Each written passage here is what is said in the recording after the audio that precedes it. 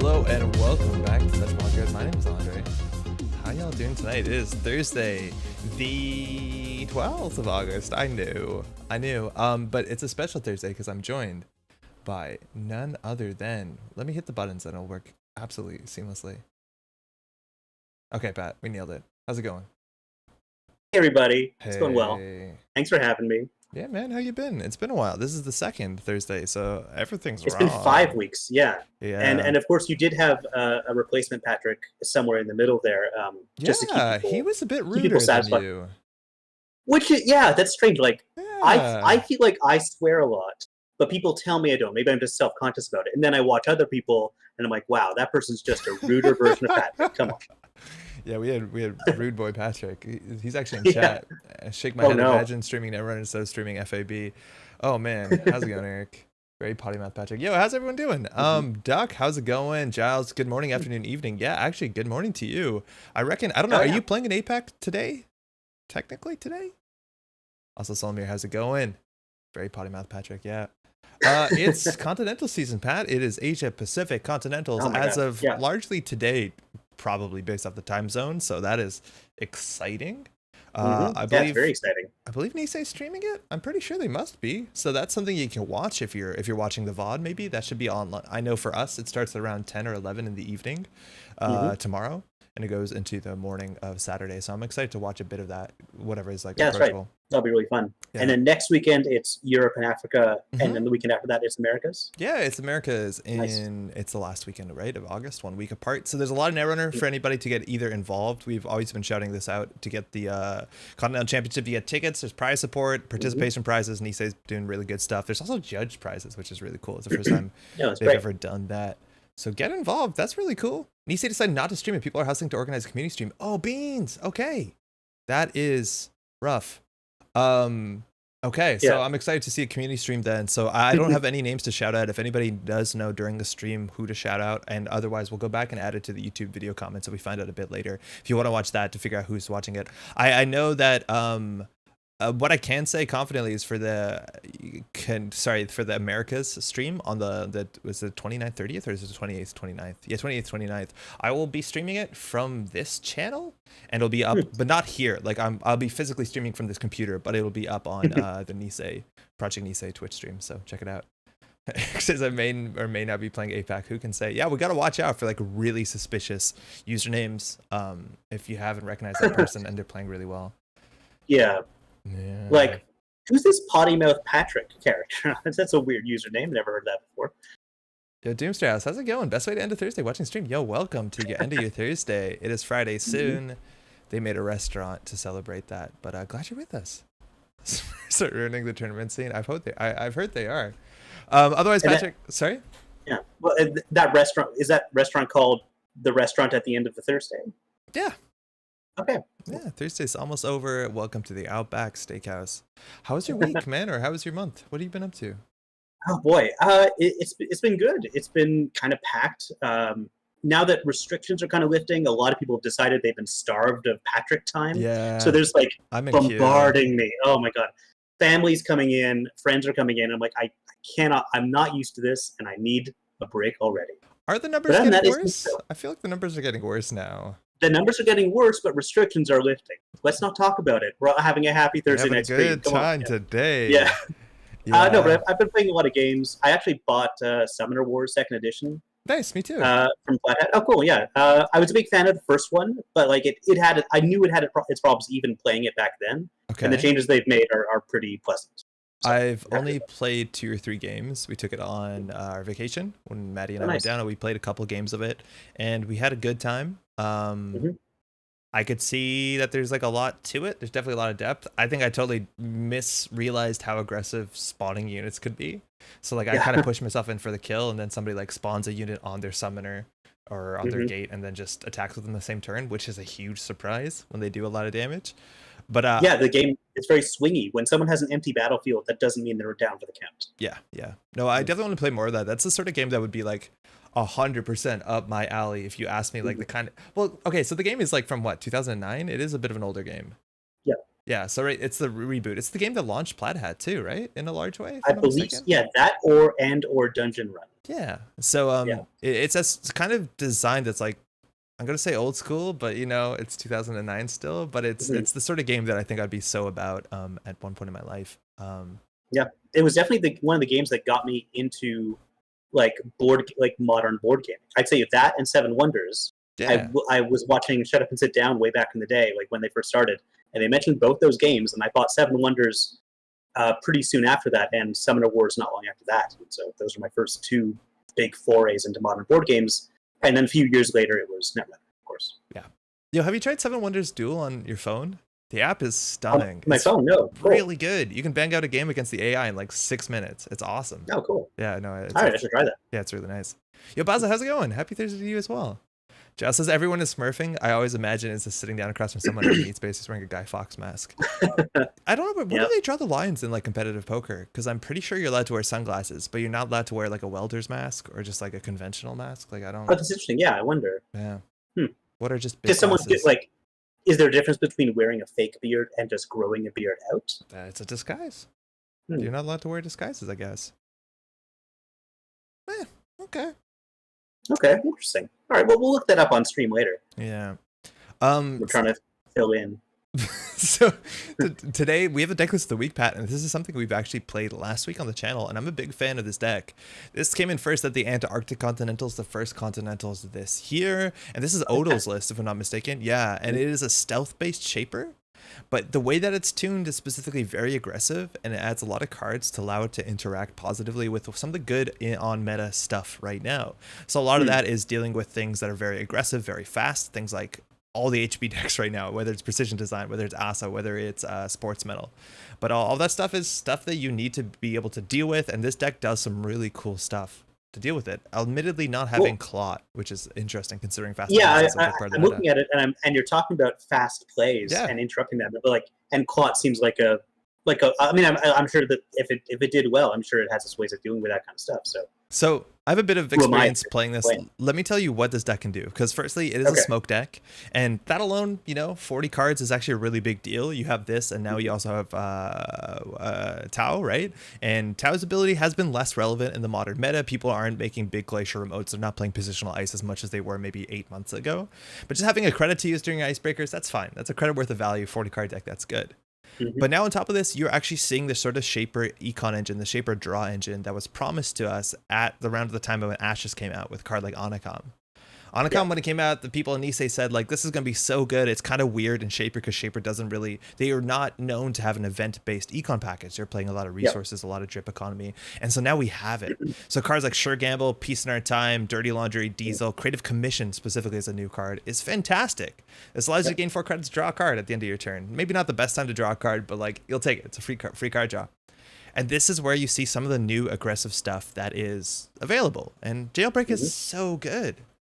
A lot of the early like HB decks won't ice up centrals because as a shaper you're not threatening a lot of multi-access, and hitting HQ at the right time, seeing 2 cards at the top R&D and drawing a card, let alone drawing 2 cards for 0 credits with Onacom. That's a good way to get accesses and setup. Figure out what they're drawing, figure out what they have in their hand, and setup. This card has been so fun and so exciting. And while this isn't stim hack, overclock 1 credit to get 5 is really good still with self-modifying code, but also just using this to take down things like Jeeves model bioroids, using these credits just to trash assets.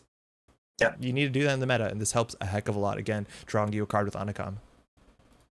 Another thing that's interesting is like this deck is running 20 events, fully half the deck. Not bothering with prepaid voice pad, because I guess that's just more setup, and you're not about setup with this deck. Well, yeah, it's like kind of a decision with the meta. It's not only setup, like prepaid voice pad, you're paying 2 credits and you're hoping to get a credit a turn. Like if you ask me, that's just Rizeki with more steps, and it might not even fire all day, every turn, considering some of your events cost 0. Like you have, overclock. There's not overclock, sorry, jailbreak, diesel, stuff like that. But like this deck doesn't even want to play Rizeki. The idea is that we're way more aggressive. We have very little drip. Like we're not playing daily cast. We're not playing Rizeki. We're not playing prepaid voice pad. It's all about that aggression. And specifically with cards like Net Recur, every time you run, you boost the stealth breaker using smoke. You can use that to draw a card, gain a credit. Like this is all about interaction. And right now in Netrunner, that's kind of what you need. You want to be running every turn. And if you can do that while gaining additional value, that's so good. True. Also, Imp. Such a Yeah, strong of course. card. You got Simul Chips 3 times over to Simul refresh Chips this over and bring it over back, again. for sure. And while you don't have Clot, this lets you deal with some of the pieces that you don't want to deal with. Some of the fast advance tools. You're seeing Audacities. You want to trash the fully operationals in HB. This allows you to have teeth against controlling the message, finding hard-hitting news. Even in ASA, we've been seeing those hard-hitting news. This is a really nice package. And we just got some of the best breakers in the game after Image.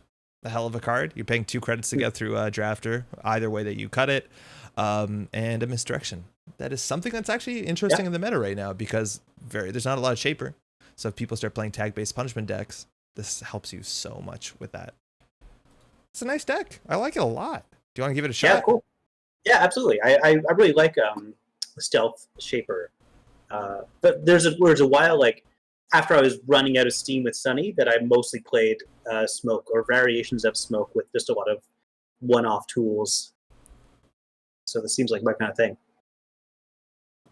It's a weird thing about Sunny, though, right? If you ask me why would I play, not Sunny, excuse me, about Smoke. Like, why would I play Smoke? A lot of times its stealth breakers are good at dealing with the biggest ice, right? Like the idea that you could get through a DNA tracker or, get through a surveyor for 2 credits. That stuff's great. But that's not the reason, right? Like, we're not worrying about big ice in this modern meta. The ice got a lot worse, actually, right? Like, you're no longer seeing 5 strength Toll Boosts or Engram Flushes, which is a really good reason to run Penrose. So it's interesting that Smoke just shows up as a lean deck with a run-based strategy that is kind of built into her ability, as long as you get the net marker down. I'm a big fan. I like it a lot.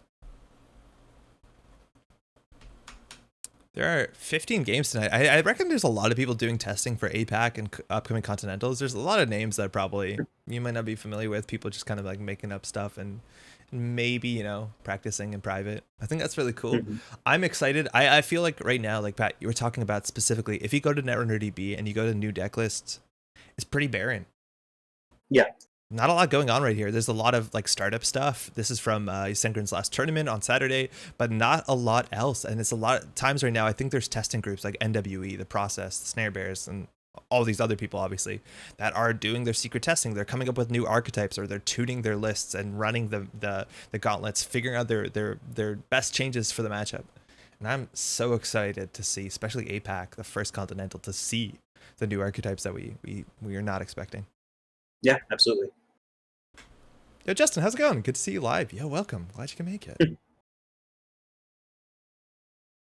Hey, man, it's been a while, right? Like, well, that's not entirely true. We had fight night and stuff like that, but like, it's always fun to at least watch, even if you're not playing, to watch competitive Netrunner.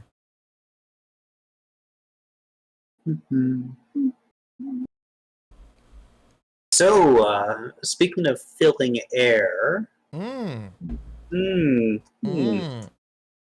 think we did have a strategy for this, didn't we?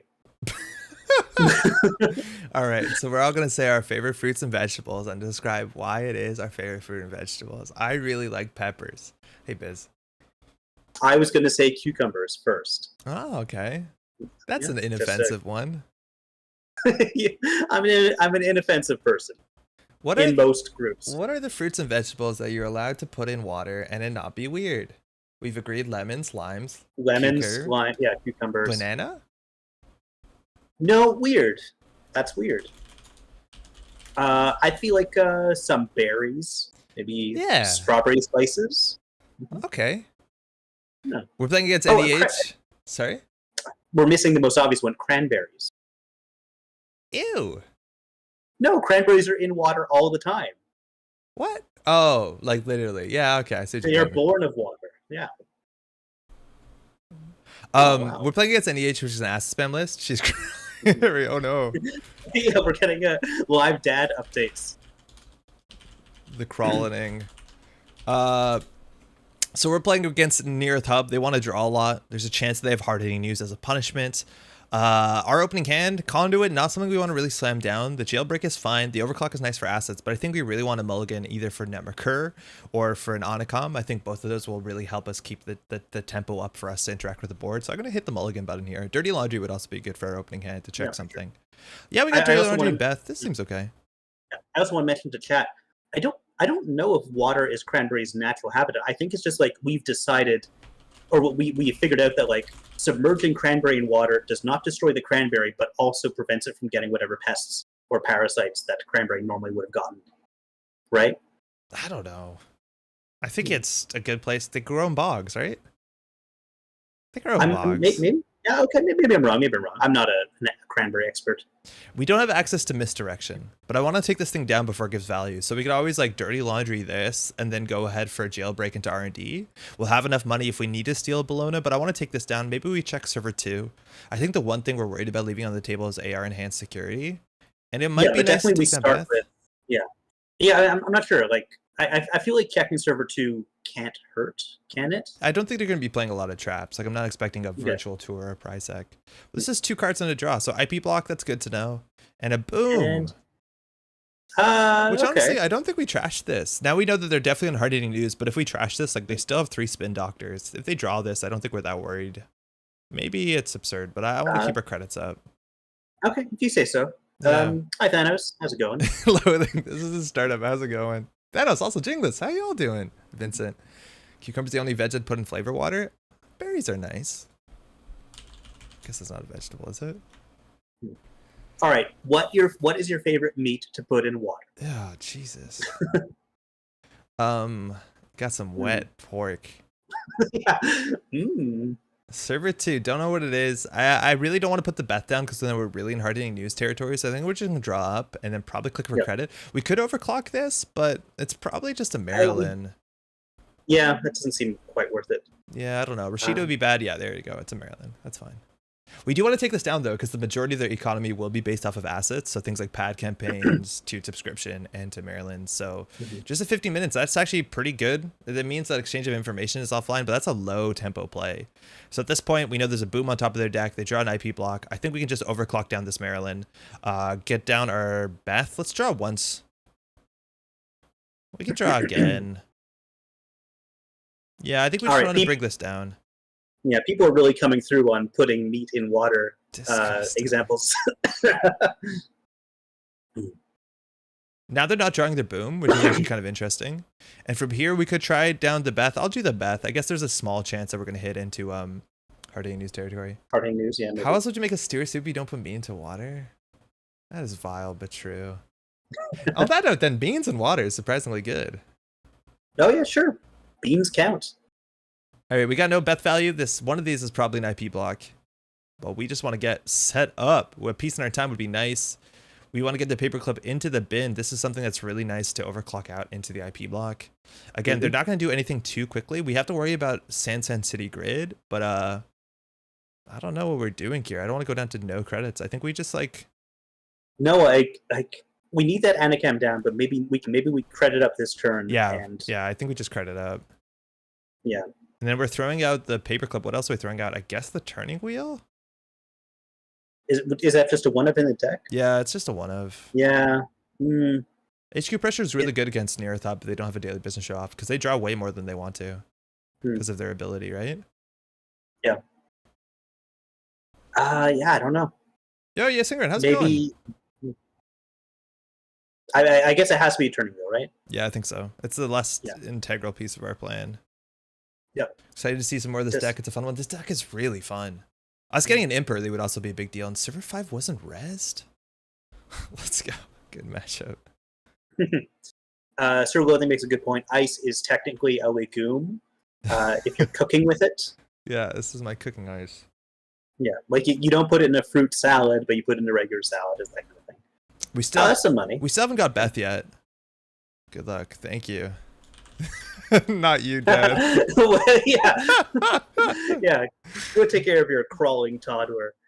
At this point, I think we want to start checking things. I don't know what they could res that'd be a real big problem for us. We want to do sure gamble, check something, and then install the Onacom so that we have it for next turn. Yeah. Well, we don't have to do that last click, right? So here we can just check something. It's either 6 or 4. I'd rather run server 4 and force them to spend some money. Yeah, because they're only at 4 credits. It's going to be an IP block, I guess. Oh, Mama Temple, that makes a lot of sense. That's something they wouldn't have snap resed. It would be that or Jeeves usually. Does steaming meat count as meat with water? Yeah, I guess so. We're not going to install it. We'll just pay 3. Otherwise, we're ending up paying 7, which is, a heck of a lot.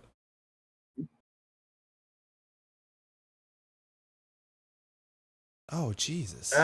Interesting. Okay. Haven't seen that in a while.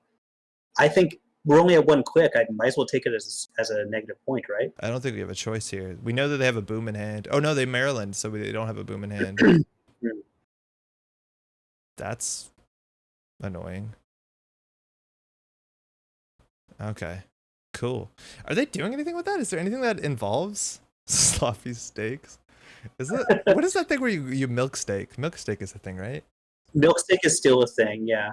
Popularized, of course, by that Seinfeld ripoff. There's the spin doctor. Seinfeld ripoff. They're like really aggressively denying us Beth credits. No, uncom there for draw next turn. We definitely could have. That might have actually been better than simulchip.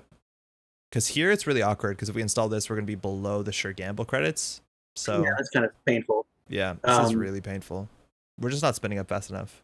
I probably need to stop interacting with the board because I think their win condition is actually really slow. Yeah, I think so. I think we need to set up, make sure Anachem is down, and then have an event to play next turn. So if we install this, we go to 3, then we can do credit, sure gamble. I think we're just going to have to bite the bullet. Yeah, okay. Good enough. I've heard anyone call Sunny a Seinfeld ripoff. Seinfeld did it first, you know, just a bunch of idiots. Yeah. Trying to do sometimes illegal things. Living in murdering urban area. fiancés. What's on R&D? Is that a Prisec? Oh, yeah. Maybe it's a maze? It could be a Crisium. A maze on R&D is like really iffy, right? Because it's yeah, only I know. steel. Yeah, that's fair. Show about nothing. Skip on. Yeah, exactly. So what's in... I honestly don't know what they're doing at all. I have no read on any of this. I'd love to set up our Netrunner engine, but we need a breaker. Yeah, Mumber Virtual Tour Prisec, but that... I don't know. It's been a while since we've seen MVT deck, and now I'm more scared to check any of these. Oh, this is awkward. Where are our events? Half the deck is events. Half the deck is events. So this we could get down and it lets us pop our SMC. This is getting ugly. So I think here, I think we just drop the Netrunner and the Penrose and then start boosting, but that's like way too expensive. Like we can't go down to 3 credits against this deck. Do we just play the Mantle? We can use it to pop a SMC, so it'll be like... Sure. Yeah, whatever. Yeah. Shred from Teaching My Brother, HB to Tau. Sounds like a fun matchup. Okay, they got a DBS, so now their hand filtering is going to matter, and they also have 3 in the archives and a spin doctor, so they probably have 2 agendas out here. And now we have to control this DBS. There's the Jeeves, so we're probably going to see triple install, I reckon. Oh, triple credit. Okay, so at least we're going to get a Beth credit, which is nice, and then they'll install 1, drawing a card, which is kind of awkward for them, but they do have spin doctor on the table. What is our answer to? Sure. Oh, okay. To a broad like imp. Is that what we're going to do, or are we going to spend actual credits on the imp DBS? or overclock? Oh, overclock, of course. But I think we just SMC for imp. Yeah. I think we just start trashing stuff. We also have to trash the Jeeves because this could be a 4-2. They also don't have Mamba Temple credits, so charging the remote's technically okay, but I think I'd rather get rid of the Jeeves first, because the Jeeves represents way more of a win condition, classically. I'll draw once for an event. That's good, we'll do that last click. So we'll come in for server 6. We'll pop this, using this. Oh, it also could be a CVS, honestly. Oh yeah, of course, that makes sense. So we've got rid of that. We have 6 credits, so I'm gonna run the Spin Doctor. So yeah, probably use make that. Trash it. It actually might have been better to res the Mamba, but okay. I thought they would let us do it. Merkur Mantle, then SMC was generated a credit on Merkur, right? First time you spend at least from stealth credit. Yeah, you're actually right. I thought we'd have to use it for a breaker, but yeah, you're right. We could have got that down and used the credit. So this will draw us a card and replace itself. That's a really good value. You start charging up the Merkur as well? Yeah, no, for sure. We definitely want to get it down, and I think this is our cheapest program, so yeah, we should get that down for sure. Now I'm comfortable because we can like sure gamble into this, and run. That could easily be a Sansen. Oof. Okay, so I'm going to start with the gamble to draw. Okay, that's technically good for breaking stuff. So I think we just set up our engine. Okay, you're going to let them have that? I guess we might as well, right? This? Yeah, I think so. I think we're going to run server 9 or server 8. Actually, server 5 is pretty good. If that's a Sansen, we want to get this down. Yeah, for sure. They won't have 7. They won't have 7. So I'm going to pump this. Yeah, there's a Maryland, you see. Using, I guess, this I think we want to draw a card here. Hmm. And then we can always bring this back. Yeah. And we just like summon chip this back in on the start of the turn. Yep, makes sense. So if they do go and try and score out here, it's going to cost them about 9 credits. We have to bring that Maryland down. Again, their economy is like entirely dependent on their assets. If we do charge their assets, I don't know what they're going to be able to do. Mm-hmm.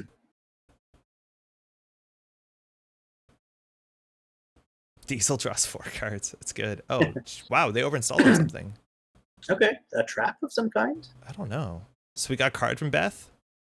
You ready to overdraw a heck of a lot? Yeah, let's do it. 8. Let's go. Ew. We don't want any of these. Yeah. I guess that's okay. Put down a... Well, you've got the after image. We don't want to play that, of course. I don't want to play it, yeah. Can play one of our sample chips. Yeah. Play the Taka. Oh, I forgot to boost this turn. Oh wait, no, we haven't goofed it yet. Mm-hmm. All right, let's shuffle that. We could check this. Next turn we have the recovering piece in our time, which will give them money, but give us 5 clicks a turn. Otherwise, we can just drop down 2 simul chips. I think that's fine too. Hmm. And we don't need 3 SMCs. We need to deal with that DBS. I reckon they found a hard-hitting news at this point, but we're not a great... Not talking for drip. Talking for drip is only good if we're actually breaking stuff, and we're not really, at this point, breaking anything. That is the nightmare, right? That's the thing sneaking through. Yeah, that's too bad. So now they have defensive upgrades. Now our imp is a lot more difficult. But at least we can keep their money down and probably try and control the game still. Mm-hmm. If we do peace, we can't run. I don't think we pieced yet. Well, we can't do peace anyway because they scored. Oh, yeah, right. Text. So we'll do here, we'll draw a card. So we'll boost. Doing this, drawing a card. That's good. Helpful. Paid to the trash, so we have to clear the tag. Oh, no. No. Beans. Game loss. Yeah, largely. So I forgot to do it. I meant to hit the imp. I paid for it. I guess I'll use smoke this time. So if they clear the tag, we'll be able to create a commission, which will draw us a card as well. We want to do that before running if we do run.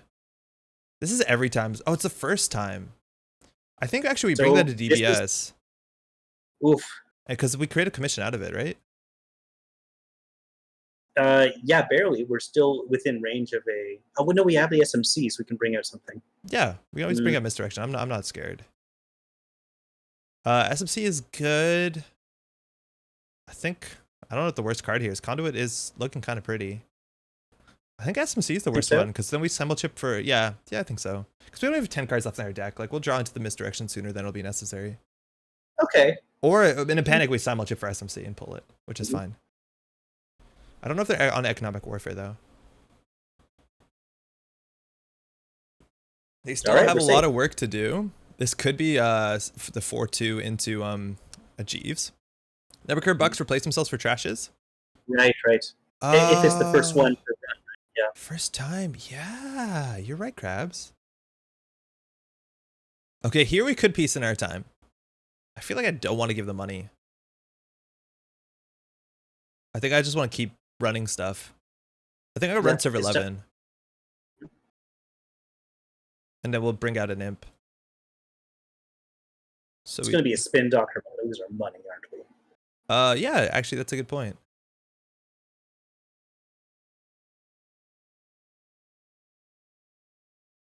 Do we boost or do we to spin? Yeah, it'll eat. Yeah, no, I know that, but we'll see. Do we boost or do we use the credit to trash something? I guess it doesn't make a difference, does it?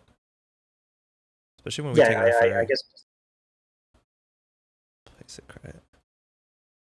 Oh, it's a doctor. Oh, it's happening. Oh no. Oh no, they're just scaring us. It's Sansan. Fantastic. Okay, we got another dirty laundry. We have a tag. We're gonna remove that tag. I think at this point we can just run HQ. I don't think there's anything. Actually, this is the deck that's pretty likely to run Drafter because of Jeeves and because of the way that works with NEH. I think we might Maybe want to put just down after image slow down a first bit. and then Yeah, run, I think or- we do after image and we just click for credits. Hmm. IP block is really annoying if we hit it. I'll just click for credit here. And I don't want to like run archives because of these news teams, right? Yeah, true. You can run archives for stealth credits. Yeah, we could run and jack out. Actually, clicking for credits, it's worse than just running generally. That's in Maryland. Okay, that means we don't have to deal with the remote server for a while. But yeah, we don't have the access if it's archives. Oh, it looks like my JNet is goofed up. Do you see that? There's like a black bar at the bottom. Yeah, Okay, okay. that's weird. Okay, that looks like a Mamba temple. I feel like this is a turn that we could like piece in our time pretty consistently, pretty safely. Yeah, and then we get Chaka down, and then we're ready to run. Sure. Yeah, piece in our time. Draws a card. Draw, Taka. Draw. That's good. Draw. Good. It's Taka That's creative. good. I think we'll do Taka just because it spins up, and creative next turn can fire our Anacom. So long after running puts you in easy HHN terrier anyways. Yeah, admittedly we do have 2 on Netrunner, so it's a bit better than it looks, but yeah, installing and running is a huge credit differential. So we're gonna have 5 click turns, so they just trash the Maryland, so they put something into here. They're running some sort of trap. I think that's obvious. So I think we just overclock the remote. Overclock the server 4? Yeah. Server 12. Server 4. Yeah. I don't know what it I'm is, okay with that. but if it's an MVT, we just imp it. I'm worried that it's a price sec, but I have no idea what's going on. They're definitely playing traps. Okay, at this point we install this because it's Sure. a lot cheaper. And then we can start spending stealth credits. I guess all of them. I don't know why not. Yeah, I'm not sure why not in this case. If we steal an agenda, we'll get 1 more. There's a reason why not. I guess.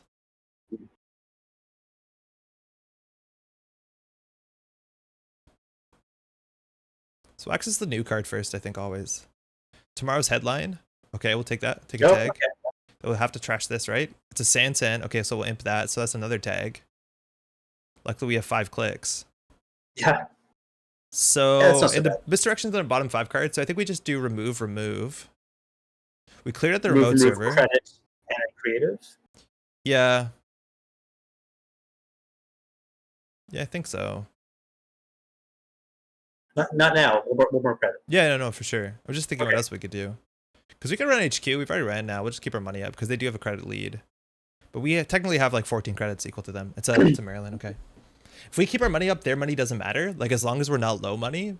Because if they're a 14, we're at 14. Like hard hitting news is just an annoyance, specifically when we can deal with it. We run this for like what? This actually cost us 3 credits to check. Spin Doctor, 15. Okay, so we have, oh, there's a misdirection. We got that free card draw. I was going to say that we have 2 more jailbreaks in our bottom 4. I'd love to jailbreak HQ here. We have 5 cards in archives, 4 here. Again, this could be a Beal, which would put them on 4 points. I don't know what server 12 is. It's 15 either. So why don't we dirty laundry something in order to draw into our jailbreak and then go after HQ? Yeah, okay. Do you want to dirty laundry server 4? Server 4? Yeah, sure. Why not? Okay. Let's go for it.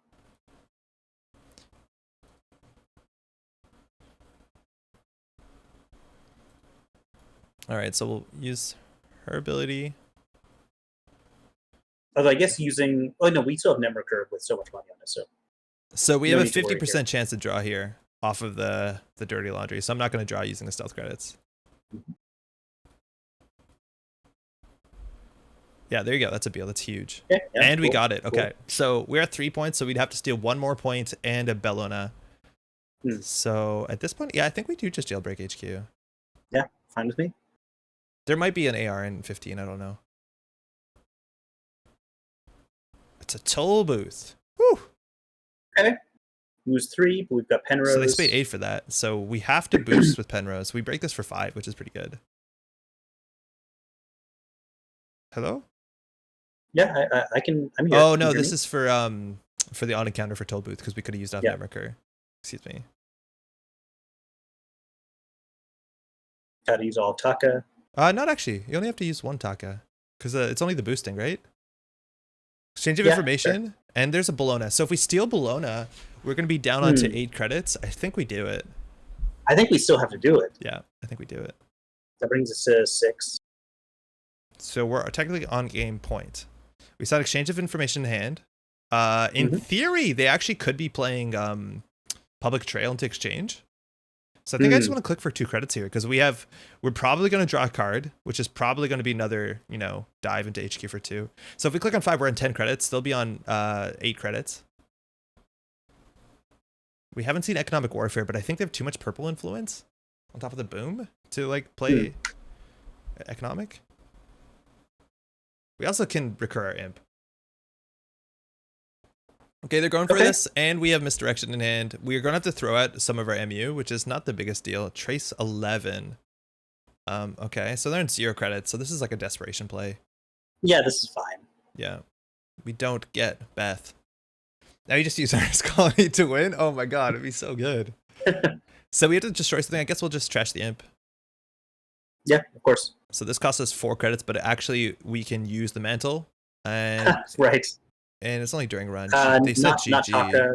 You got me. Oh, GG. Well played. Thanks for the game. You too. Yeah, so they're just calling it there because we had the misdirection because they got into 0 credits, so there's not much you can do. Yeah, they've got no win condition and they're 0 credits. So. Yeah, no, that makes sense. Thanks, Dave. That's a... Yeah, you need it in Shaper, huh?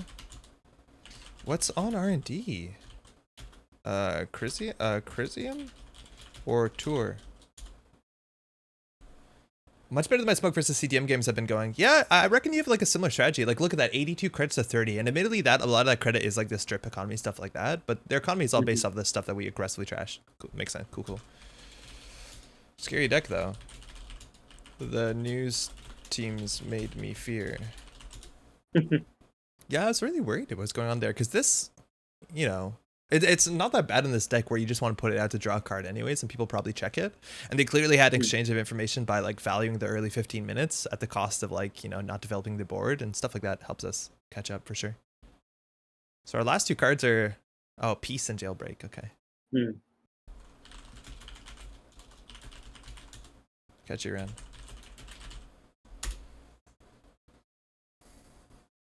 This deck is cool.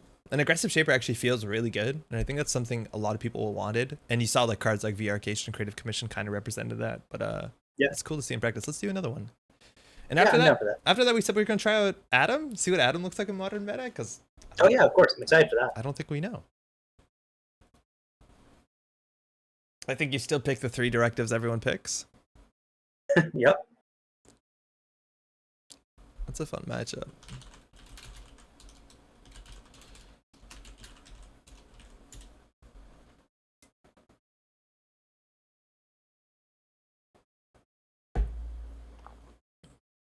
When's the last time you played Smoke, man? I mean, not Smoke, Sunny.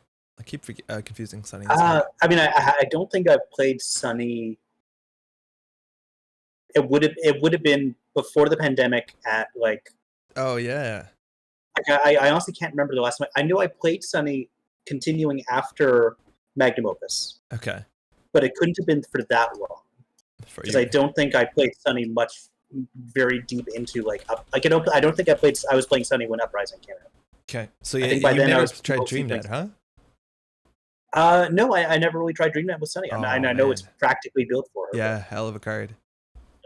Yeah, this opening hand is interesting, right? Like we have Onicom into Diesel, which will be draw 4 cards, which is pretty good. And then we're at 2 credits, and we can't play the 3 sure gambles that we draw. Yeah, but we can play Dirty Laundry. We can play Peace in Our Time. Yeah, okay. Well, Peace in Our Time, not that turn. Yeah, sure. Exactly, in the future. I think that's honestly kind of interesting. It's really hard to read a Mirror Morph, let alone a 54 card Mirror Morph. Like, I have no idea what they're going to be doing. Oh, yeah, 54. Interesting. Okay. So we'll just keep this. See how it goes.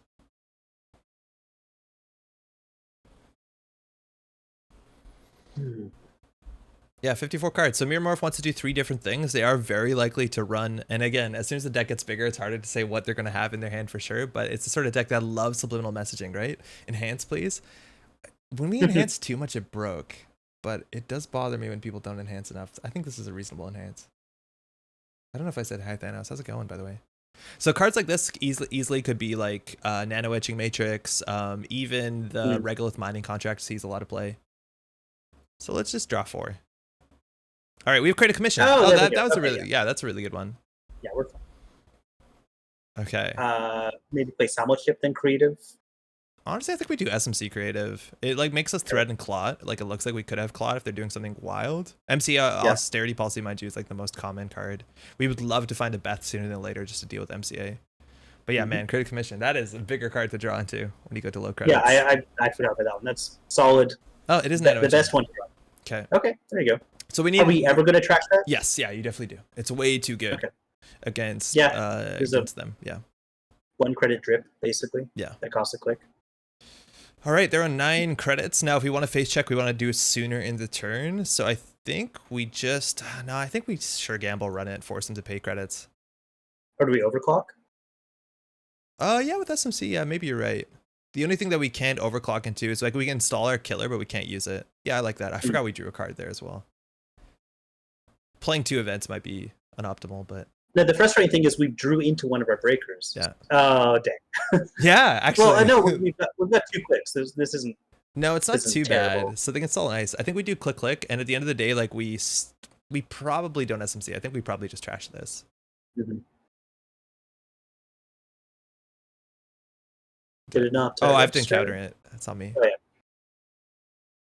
So this subroutine lets them install from archives or HQ. So they could. It'd have to be a 3 credit install. And we still have 5 credits floating here. So it's not going to be the worst for us. It's possible they might not even have ice at this point. Yeah, exactly. And it looks like that's correct.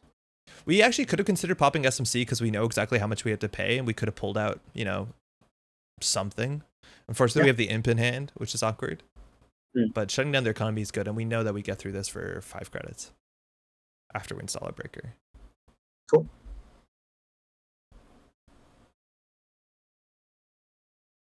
So they're on like what, 22, 23 agendas? Ah, there you go, Regolith. Yeah, this is so frustrating. We have to deal with this every single turn. It's just way too much money. Like the stuff that can jam in a remote is so relevant. Yeah. All right, so we can. Oh, no, well, we have to triple click for credits and then put down. No, we can't do it. I don't think we can do it this turn, right? You just run and click through it. Oh, well, sure. Right? That's true. I think we just run and click through it.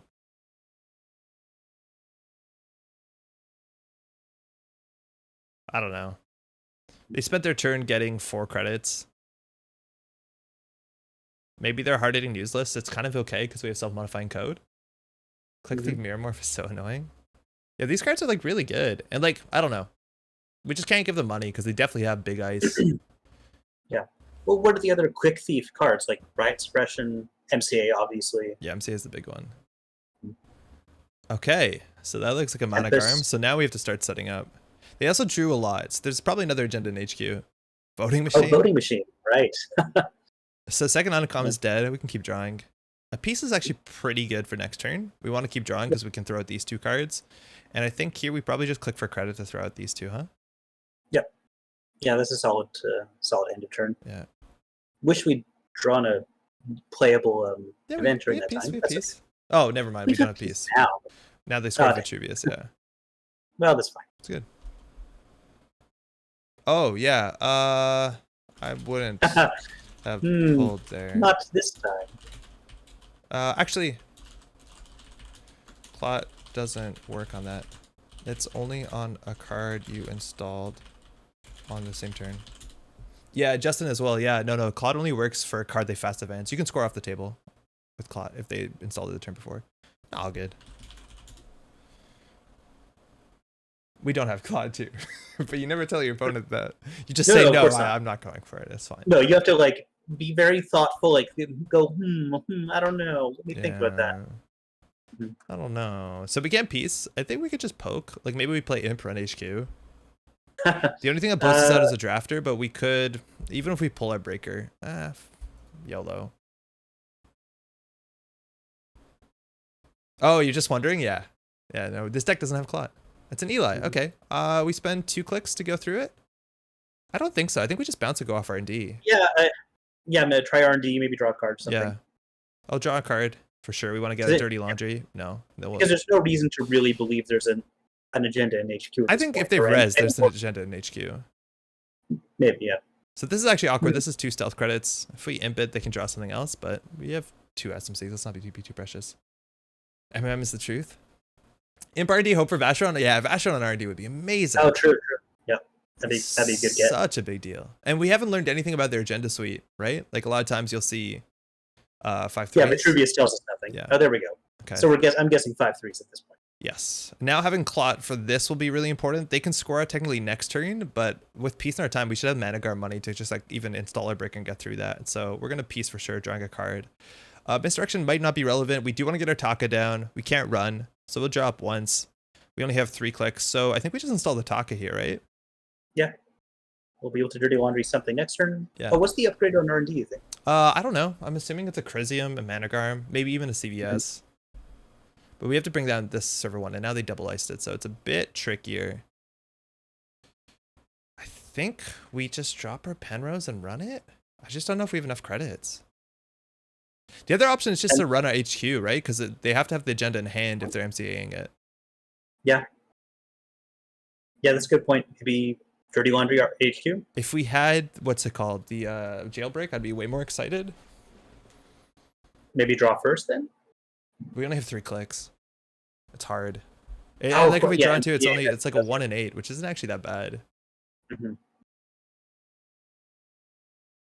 Are we giving up on this? This we could like again pay 9s a lot, and we have to deal with the Managarm. So like we click through this if we can. I think we just run here. Like Gatekeeper is a problem. I think we installed Penrose, just run server 1. Yeah, let's try it. Drafter could be annoying. I'm worried because like at this point maybe they can install a piece of ice that would really frustrate us. That's fine. If they do that, they probably like they still need 3 to 4 to 5 credits to score an agenda. Oh, it's a double brawn. That's fine. We bounce off that. Yeah, for sure. Oh, whoops. That's fine. That's fine. Well, they're just dirty laundry HQ. Because now they have 2 credits. Now they really can't score it. Nah, it's all good. Yeah, I don't think I would have installed this, but the fact that we have a dirty laundry, so we basically run HQ for free, makes it a bit easier. Not entirely. Yeah, maybe we should. Let's undo this click. No, because we're going to execute. That's fine. Ooh, they installed. Sick. So if we dirty laundry HQ, we pay 3 to break this, gain 3. Yeah, why not? We also draw a card. And we can use our smoke credit, so this is actually cheaper. First time we used our ability. Oh, wait. Are you using Penrose or so, I'm breaking with... wait a second. That's a good point. Save every credit you can. That's a good point.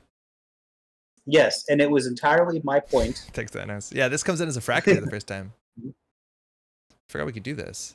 Wait, it's 3 credits? Huh? How's it 3 credits? It's not 3 credits. Oh, it is 3 credits. It changes nothing. Okay. I thought we were being clever. We're not. Excuse me. But I see, like, we didn't need to install it. That would have been the clever thing. It's a tier. You know what? Interesting. I'm not going to imp that. Let him have it, yeah. You can have that one. We bypass those. Don't forget your DL. Oh, yes. Touche.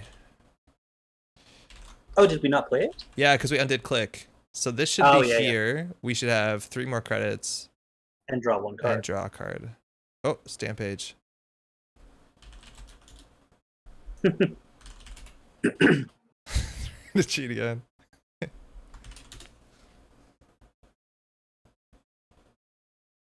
All right, so now they clicked 3 times. What did they do?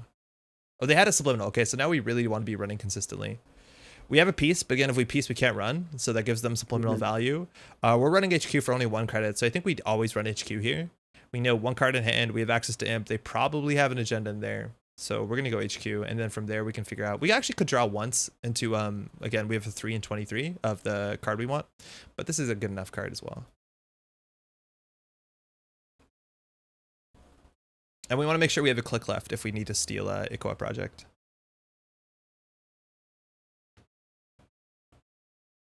There you go. Okay. All right. Oh. So they are trying to take our precious credits. Oh, Beth is, and our clicks. Beth is good. Yeah, sorry, our clicks, not our credits. All right. So they might have another one. We know there's a tier in hand.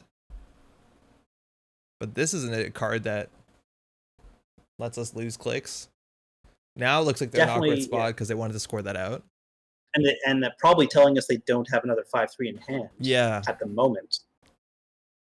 So if they're on 6 5-3s, that's 18, 19, 20, 21, 22. They could be on like 6 5-3s and 2 Vitruviuses. It's like weird.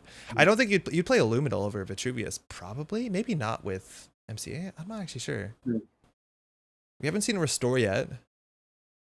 Start conduiting. Oh my god. Conduit actually is probably worth just slamming once we figure out what this thing is. But yeah, you're right. I think conduit will just close the game out. Yeah, whatever this is, we probably just like imp it anyways. I think you're totally right. R&D lock seems really good right now. Right? Like, draw an agenda. I think they draw here. Credit? Yeah. So they drew. They MCA'd. So if they do a credit, they can get another credit. Smoke. How's it going, Arc? HQ. Wow, they have a lot of upgrades. Oh, this actually might be gank. Gank would make sense with their deck. Oh, yeah. Gank is only in that server, though, right? Yeah, exactly. Okay, so well, gank over HQ makes sense, but over R&D right now, pretty safe. So we're on R&D. Do we pull out a conduit? It costs us 6 credits. Yeah, whatever. Yeah, let's do it. Use programs during runs? This is a program? Mana. Okay. Yeah, Managram's fine. We can pay 2 clicks and imp it. No worries. Would you rather spend the credits and therefore be able to run more often? I think we just imp. No. Because if we have because we wouldn't be able to trash. Yeah. Well, we imp it. Oh, excuse me. That's what I wanted to do. SSC the program. Yeah. No, I know. It's a nano etching. That's fine. They don't really have anywhere to put it. And we'll imp that. That's our turn. Can I link to Snoke deck? Arc, if you're watching on Twitch, if you look at what's it called, the plugin called Keyhole, if you're watching on a computer, you can click it and it'll get you to the link. Otherwise, it's the front page of Netrunnerdb right now. Do you know that Dave has a YouTube channel with a couple Netrunner videos? No, Dowjin, I had no idea. That's super cool. What's the channel? Conduit being so much worse than medium makes me sad. Yeah, we can no longer dirty laundry with this, but I think we played all 3. No, we played 2. All right, so they're hitting us up at 5. They have the nano etching. Their money is a bit in shambles, but ours is not that much further ahead. Well, now they're at 8. Never mind. I think we just lock them, right? Yeah, absolutely. Just go nuts. Do we put that in SMC? We can do that on the way. Because we can put down an SMC to get an imp if we hit a Vacheron. But we can. Oh, we'll take that. Oh, why not? I guess we'll win. Okay. Ooh. Wow. 3 of a kind, huh? Yeah, that's you think the prompt is broken. Oh man. Do you have ganked in there? Did you have another 5-3 in hand? Good. Put some ice on RD. Yeah, with the conduit, you really need to. Yeah, Thanos, thank you also for posting the list. Whoever new hot sauce is just rather than post one of those Canadian. What'd you get? I'm a hot sometimes I think about like I enjoy some hot sauces.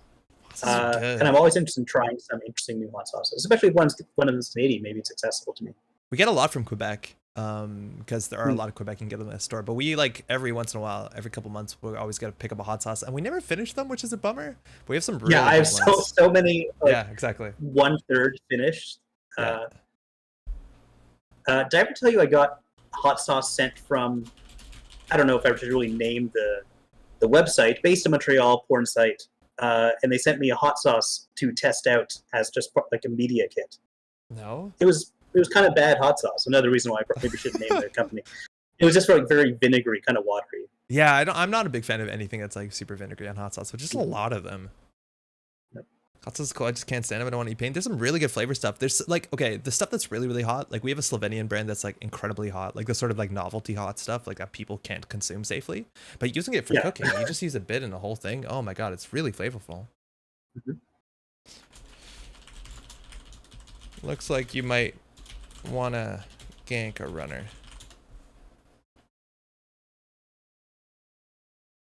Heartbeat hot sauce co from Thunder Bay, Ontario. I'm not familiar with that one. I like putting a dash of cayenne since it does overpower flavor. Just adds kick. Let me taste what I'm eating instead of sauce. Cayenne is like a really nice thing to add to the water that you're boiling stuff in. Like if you do couscous, you put a bit of cayenne in it. Oh my yeah. god, such a big deal. Cayenne's amazing. Silicone Vel? I don't understand what Duck is referring to. I think you referenced adult company. Oh, okay. Hey, catch your end. You know, Cayenne's sick. I think that's something I'm gonna do one more, Pat. I really like this deck, but I think that's one thing that I've learned from like cooking in general. But always adding a bit more acid than you think, amazing. Yeah. And just putting a hint of cayenne in just about anything works. What is your sauce going on to? Barbecue chicken, pork, steak? Yo, I don't even eat meat, and there's a lot of ways you can use hot sauce. Yeah, when I worked up north in the kitchen, we did have a selection of hot sauces, and at the time I wasn't super into them, so I never really tried many of them. But like, some people would come in with their own hot sauce to add to whatever we cooked for them, because these are like mostly people who have, I guess, smoked their whole lives, so like the hot sauce is part of like adding flavor that they wouldn't otherwise be able to taste. And yeah, people love hot sauce. Yeah, hot sauce is good. Yo, let's go. Yo, that is actually Dave's channel. That the person we just played against. I didn't know they put up stuff that was 8 months ago, so I'm not sure if they're still doing that. But that's Architects. Architects is a bummer. It's the sort of ID that I just don't like playing against, because it's one of those identities. The more that you run, the worse it is, and then they kind of grind you to that sort of like late game where they just have too much ice. Abstractly, we're well positioned to deal with that on the basis that we do have good breakers. Like, it should be okay for us, but it's not a matchup I like playing. This is the sort of thing, kind of like GameNet, that sort of tilts me. Exactly like GameNet, yeah, it's very much like GameNet, and I don't love these sort of designs that punish you for interacting with them. I'm aware that's meant to like create interesting design decisions or like gameplay decisions, but like, oh my god, punishing me for doing the thing you want me to do. Ugh. Opening hand has never occur, has dirty laundry, diesel. I think we keep this. This seems good enough. Yeah, start off with the diesel and see what happens. Yeah. Thanks, Taujin, for the link. My favorite way to use is dumplings. I'm guilty putting on stuff I probably shouldn't, though. Anything could be a spicy thing. My favorite hot sauce is the stuff my buddy makes from peppers he grows in his yard. Yo, actually, that is a big thing. We have hot sauce in our backyard, or excuse me, hot peppers on our balcony. And we made some really good hot sauces last year, but we made way too much of it and ended up throwing out a whole lot of it, which is a bummer. Oh, dang. But we got some really hot peppers this year, and half of them are red. So we're pretty stoked. All right. We're going to aggro, man. Yeah, might as well. So did they keep their hand? They kept their hand. So I think we just do imp into jailbreak, huh? Are we gonna run R&D? Because if they res something, they don't get full value out of it. No, I think we just hit HQ here, don't we? Imp into jailbreak. We trash some ice, maybe. I mean, I do like that, so let's try it. Hot mustard's also really good. Yeah, hot mustard's sick. Nareen 2.0. Never seen this card. Oh wow. Deal 1 brain damage. That's technically not how words work on Netrunner cards. Damage is not dealt. That's the Mars cycle. That's the cycle that I know so few cards from. Yeah, it's pretty did not play it all during the Mars cycle. So. And that's a fair shot 2.0, which is honestly more annoying for us. Yeah. We'll imp that. And here we could just click for a credit to throw out the paperclip. I think that's fine. Yeah. We also could have drawn one more, probably. Coworker from India makes curries with Carolina Reapers. A little bit much for me. Still maybe one day. You just have a small bit of it in a large pool of water. That's your flavored water for the day. Careful when cutting those peppers. Previously, I've light burned my hands. Gloves from now on. Definitely gloves all the time. Yeah, no, you gotta be very careful. You'll hurt yourself real bad. Hot sauce, I recommend trying Sinai gourmet sauces for hot sauce without vinegar. Ooh, nice. Thank you, Dajin. Keep a lookout for those. Do you find those? Like, I know the Metro specifically. Metros have really good selections here. Okay, Pat, we poking? Which one? The gamble is that they should have mostly ice that we can click through. So I feel confident enough. Dirty laundry, click 1 into HQ. Right? Sure, let's try it. Yeah, let's do it. If they have like an end the run barrier suddenly, like a... Yeah, and we're expecting this to be the Nareen, right? Yeah, which is a pretty butt res here right now. Yeah, this is AOT. Well, no, I mean, it would get them 4 credits of value, right? Yeah, but they pay 6 for something we double click through. Yeah, it's so bad. The cool thing about the ice like this, though, is that we can't bounce off of it. Like, that's kind of a downside to Eli's, that if you end the run, they don't get value. So we're going to click through this, because those are actually fine subroutines. but they'll get a res whatever's on R&D. Working the crowd, yeah. So let's see if they res this. Oh, it's Paranorines. They're on 0 credits, so I don't know what their next turn is. It's a CFC. We're gonna definitely steal that. This card gives a lot of value, but now their game plan is pretty rough, right? So I think we just set up here. If we diesel, we throw out a card. That doesn't feel terrible. You think you wouldn't rather? Yeah. I guess if we diesel now, maybe we get Anacam next turn, or not. I don't want to give them peace. Seems too bad to give them peace when there's 0 credits. What if this is an AP damage deck I ran into earlier? I have no idea. I really can't tell what they're doing. And this is a great time to run again, right? Because they are not doing anything.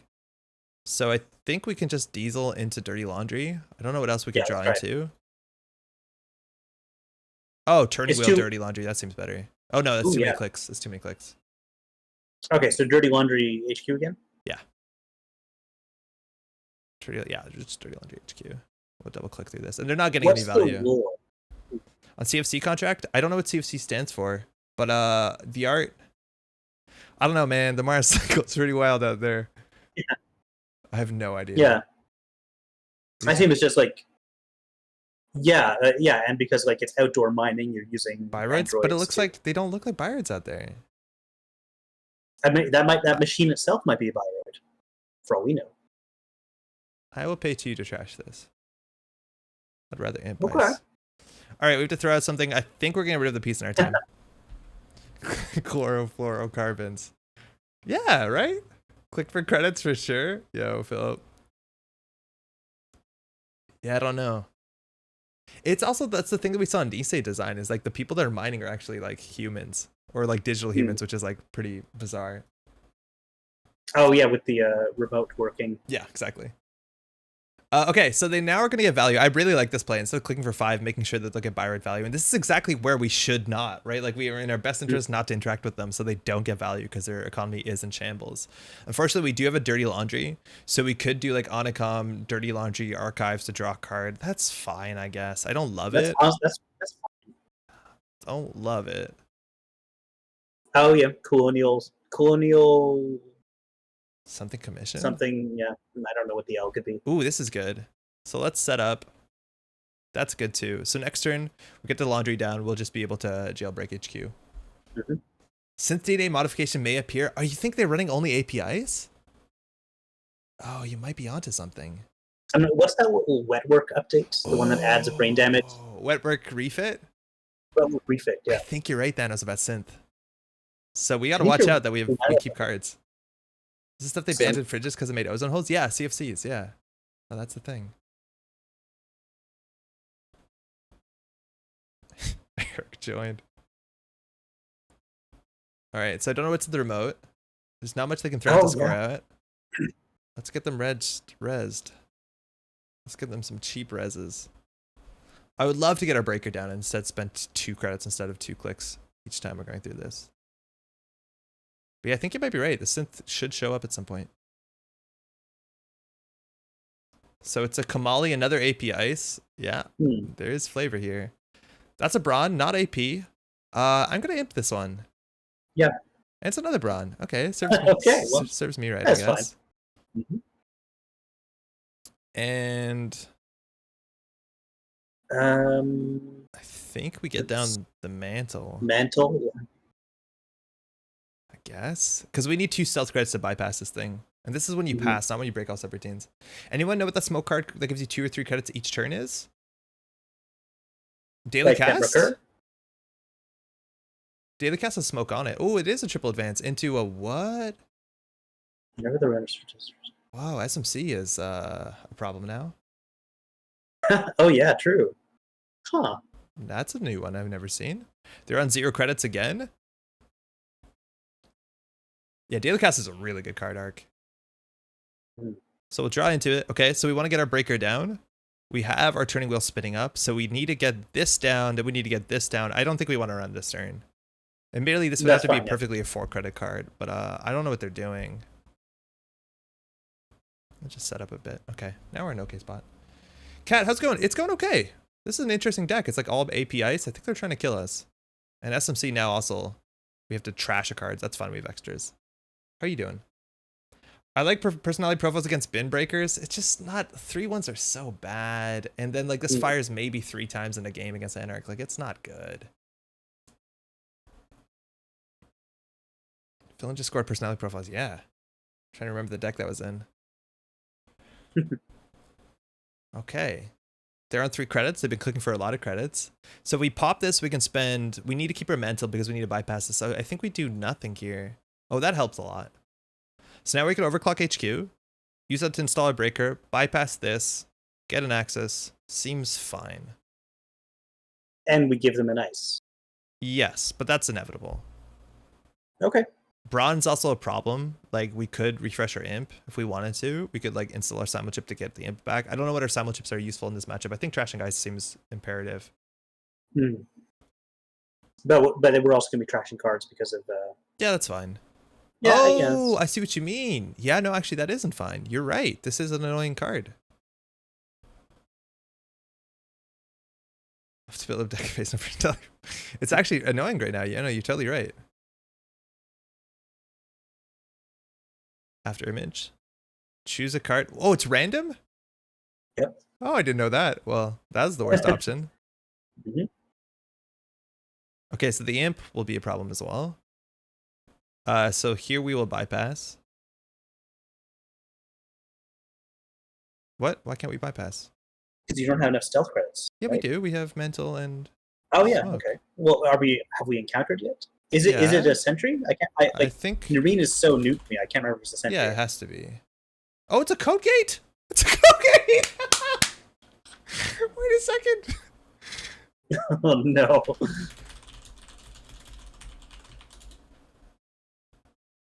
This is a code gate? Yeah, you know, one of those brain damaging code gates. Well, I guess that goes all the way back to the core set. Can't be that. How is this a code gate? That's not what code gates look like. Whatever. We can run again and install a code gate breaker. Yeah, we gotta do it again. That's amazing. All right, we lost the same card, so don't feel bad about that. Victor's a fine code gate that deals brain damage. Victor's no longer in the meta, Solomir. I think Victor rotated. Victor's long gone. Yeah.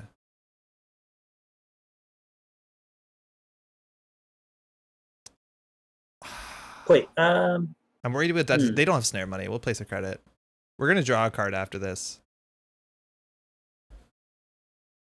All right. FC is also no longer in the meta. Oh, it's a Naja, so bad, Eli. Draw here? Yeah, you might be right. Draw seems good when we have 1 card in hand. Off-world office. Okay, that's good to take. But we are drawing into this. So we did not get a token. We're technically on game point if they're running 5/3s, but I don't know if they are. It's kind of hard to tell. 1s and 2s, I'm guessing. Yeah. Oh, Taka's really good. Assume all AP bioroids are sentries. Yeah, I would assume all of them. This one's not AP, and we saw Brown as well, which is not AP. Okay, so we can install Trickster Taka and then jailbreak in, which seems good. We could die to snare here, so I want to make sure we just don't die to snare at all costs, because this game is not going to be a quick one, and it's on to us to lose the game. Beth seems mediocre.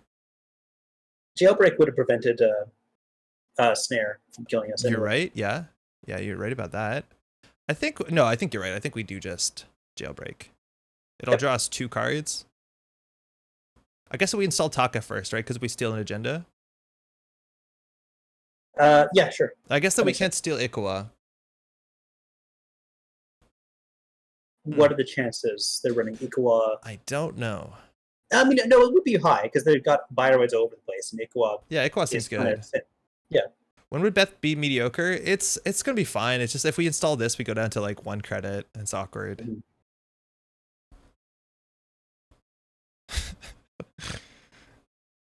So let me think. Sorry. So this is 3 credits to get through. I thought it was a sentry. I was really excited. Otherwise, we might have considered imping that. Thinking. Thanks, man. Thanks, Eric. All right. So we can jailbreak through, break that. We'll draw 2 cards, and we can slap down a Beth. Yeah, whatever. Let's just go for it.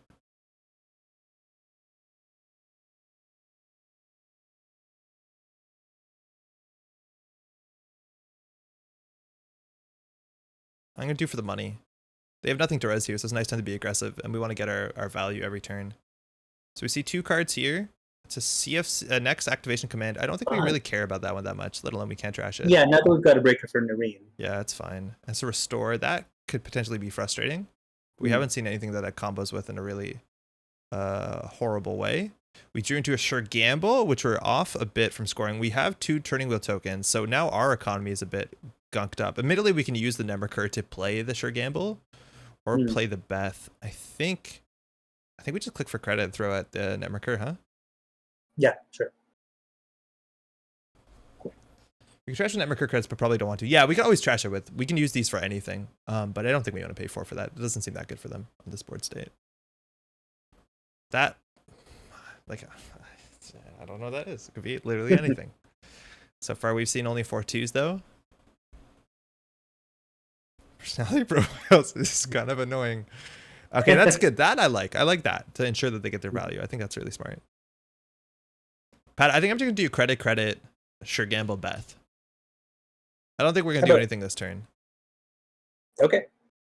How about credit, sure gamble, using credits from Netrunner?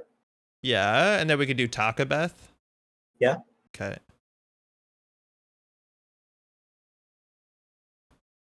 Yeah, that seems better. All right, so this is likely to give us a credit. This definitely gives us a credit. And then we can start running for free. Which gives them value, immense value. Yeah, rich. Rich enough. Gaining credits. All right. All right, Dano's on 8, so we're going to get a credit at the top. We got a credit on Trickster Taka. Beth is still firing, which is fantastic. So here, if we can technically just run HQ, we don't want to lose this to damage. Actually, it's not that bad because we have Simul Chip. But I think we run HQ here. They've drawn 2 or 3 cards. So we know there's a Restore in hand. What else do we see? We the Lockdown. We could draw once and 2. We have 1 Dirty Laundry, 1 Jailbreak. We only have 10 cards left. We'll draw once. Oh, that's good. Surprise could be Braun. Yeah, it could be Braun. We did see Braun. So we will break. So we'll do 1, 2, 3. We'll place a credit. Let's see what they res here. And again, they're as much as they're getting value, which they do need the economy to get their ice up, they're giving us so much information. Oh, apparently they didn't want to res that or they couldn't. So it's a next. Again, we are getting turning wheel tokens, so eventually we will deep dig get value. We have a conduit left in our deck. That's a nice thing to draw into. So I think we just do credit, creative. Like, I don't think we're in a rush to do anything. Conduit works with turning wheel, right? Yep. I'm not mistaken? Well, yes. Yeah, you can access additional cards. And if it fails, it gives you... This will draw us a card, which is nice. I reckon they would res it if it was a Braun. We also have to watch out for seamless launch, because then they can score 4 2s out for the remote server. They score a CFC, they gain 8 credits. They score it for, what, 3 true. With, what's it called? All right, red level. Okay, doing something tricksy. So maybe. They're installing a non-agenda from hand. On R&D, okay. They heard that we're coming for R&D. And they're drawing 2 cards, so that's definitely the yeah, you want to order that usually in the other way, just to have more options before you commit to something. And now HQ might be... Yeah, we're definitely running HQ. We also could consider running, what's it called? Archives, because we get through this for 2 credits once we get our breaker down. All right, we got a card. I'm sorry, we got credit, another credit. So I think we'll just run HQ here, huh? Yeah, let's run HQ. If it's something trashable, we can trash it, then run back with turning wheel. Yeah, this also might be a spin doctor if they're bailing out, but I think they would have resed it to draw.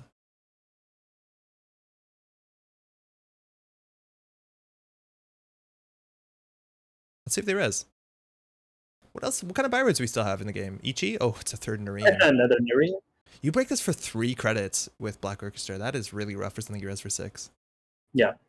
Trick of Light, Wait, what is Trick of Light tricking? Where are the tricks coming from? I don't know. I'm so confused. Like, do they have not Junebug? Philip, you're right. I misclicked. We should have clicked on Smoke 100%. We're checking archives here, right? Overrated? Yeah, it might be a trap deck, but like this is wild.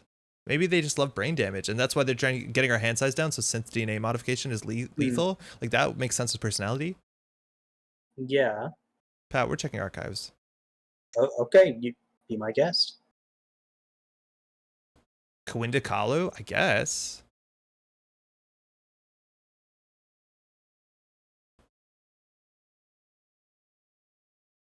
So they threw out a Kamali. We know they have a tier in hand still. And they threw out another next. Interesting. Do we know they have a tier in hand? Maybe that's the thing they didn't res. Yeah, it could be that. We saw a tier though. We did see a tier. Okay. It's just they didn't res Maryland for a couple turns. Weird. They probably have 2 tiers. Like a good wedding cake. No, that'd be a bad wedding cake. That's a fine wedding cake. It's pretty minimal. I mean, obviously, overrated. Like my wedding is going to be a small affair. A 2-tier wedding cake is a bit much, but just I feel like get a small cake. Like make a nice cake. Make a nice small cake, and then just have a reasonable cake. I'm going to be really obnoxious and only serve individual wedding pies. That is not obnoxious, honestly. That's probably the best because then everyone gets a choice of what they want. True. No, I think that's way smarter. God, I should just get a wedding ice cream cake. Yeah, just give out cupcakes, exactly. Like make one small nice thing if you want to for like the photo, and then just give out small stuff. I don't know. Yeah. I don't like. Yeah, wedding cake. I don't think is that good. I've never tried it. It doesn't look good. I don't think I've ever tried a traditional wedding cake. Like I've been to a few weddings now, and none of them have had the typical wedding dessert. I think.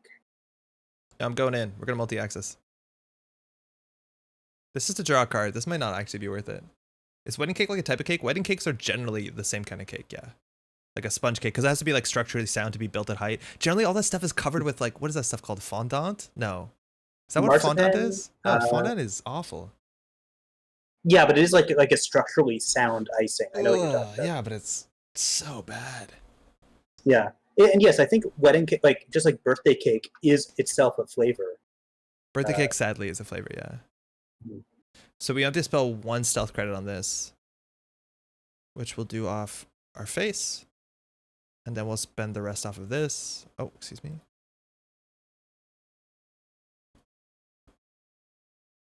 Seasonal desserts. That's nice. Get back to the berries conversation.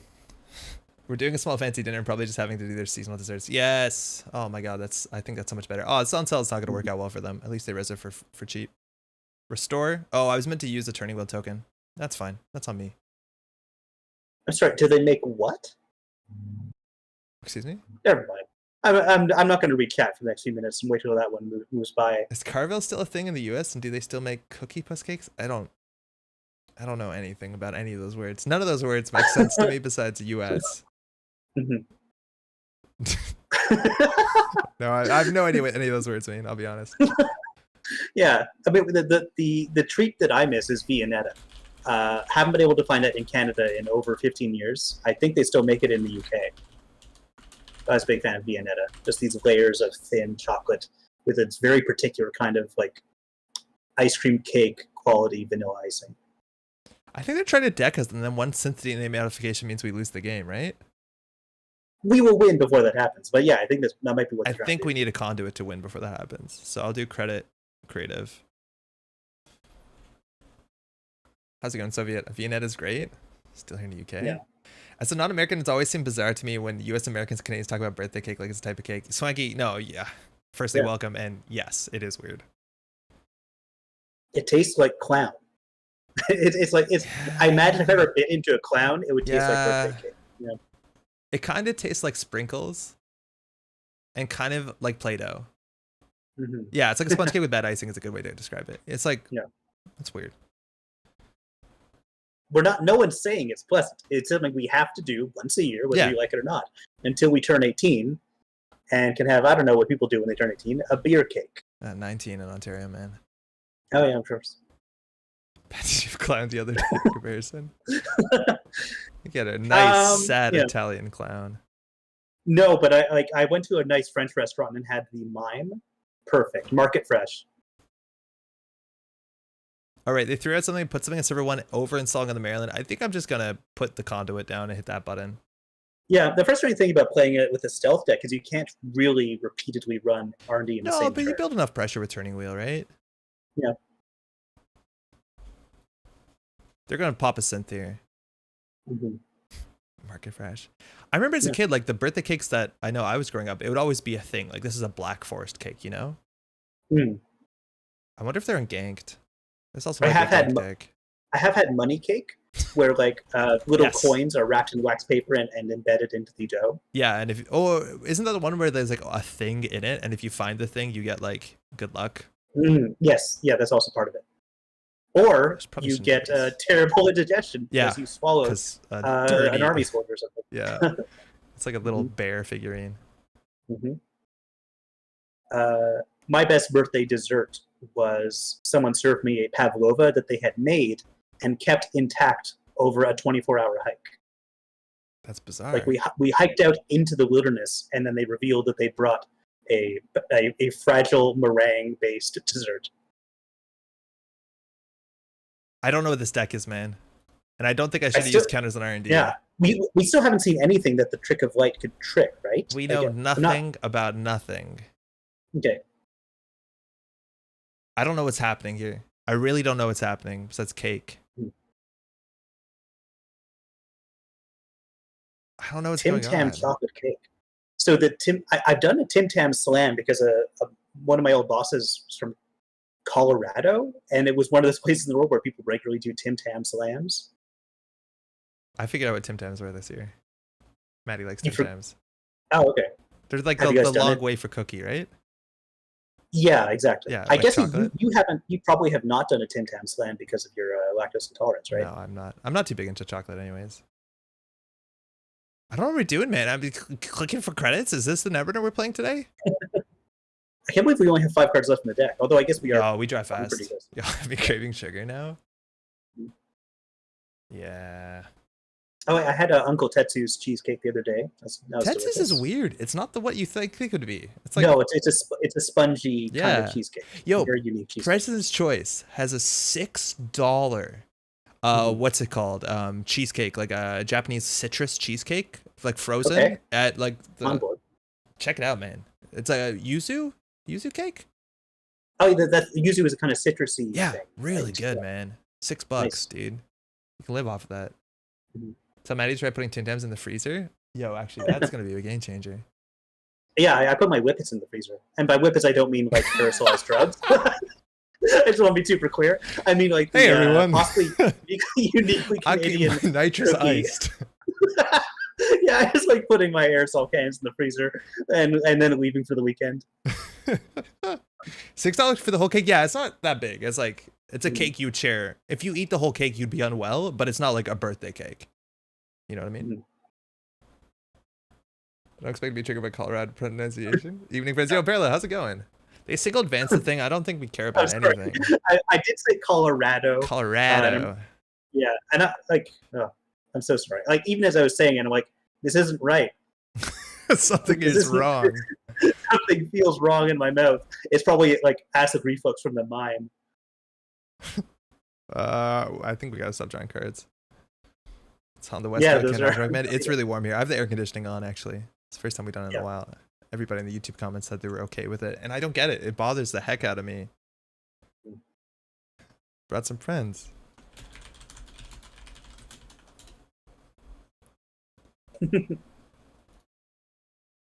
Okay, let's keep going. We are going to remember to use turning wheel, okay? All right. Right here, right? Right here, right now. On HQ. Restore bronze. Literally nothing. Nothing learned. Nothing useful. Okay. Ugh. What did they do on their turn? We're not even paying attention. I'm in Tim Tam land. Well, they installed in advance, right? That's from last turn. Sure. But they drew a card. They mandatory drew. So we still know the top card of R&D. Do we just check archives for 2? This is once per turn? Yeah, once per turn. I'm just going to credit. I don't know what's happening, man. Are they going to try and kill us somehow? Having random conversation while playing against Grindy HP Glacier is time-honored tradition. I know, right? It's like, oh, this is going to take a while, so strap in. Yeah, CFC for $300. Oh, no. Why didn't we run that, right? Like, I don't know. Now, can they do anything with 16 credits? No. No. Probably not. So we're just going to run R&D, and we see. Yeah. Have we? We'll see. Yeah. Basically, like we play a grindy HB deck, and suddenly Patrick starts talking about how he kidnapped like a living statue from the park and is keeping them in the freezer. Tastes like that acrylic spray paint.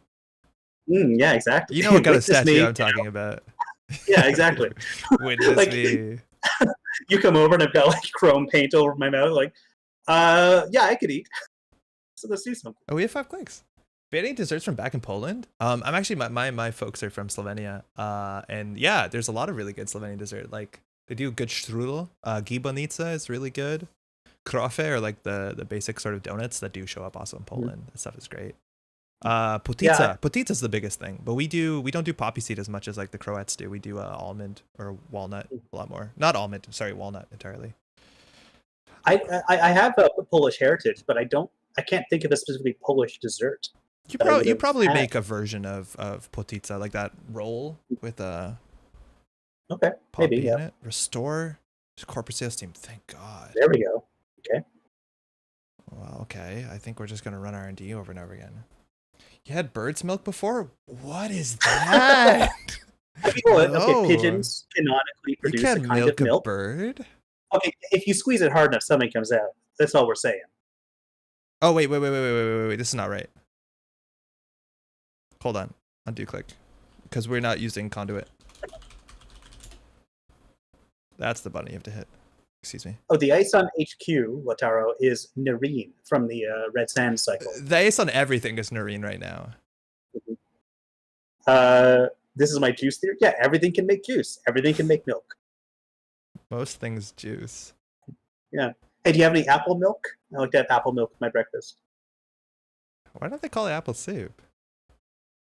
That's a good question. So it's a restore. I'm a genius into RLC into a Fairchild. Okay. Use conduit. Thank you. So they probably have to purge. If not, we can click for credits. We could check archives. I don't think I'm gonna. I'm just gonna click for 3 credits. If we run archives, it basically costs us 1 credit. Yeah, why not? It's a vanilla marshmallow covered in chocolate. Oh well, that sounds a bit like a whippet. Let me. It does actually sound a lot like a whippet. Ptashi mleczek? Yeah, ptashi mleczek. Yeah, okay, that does mean bird's milk. No, I've never heard of that.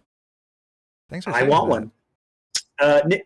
Andre, do we have a PO box set up for the Metropole Grid where people can send us snacks? Dessert. It's horrible in the summer.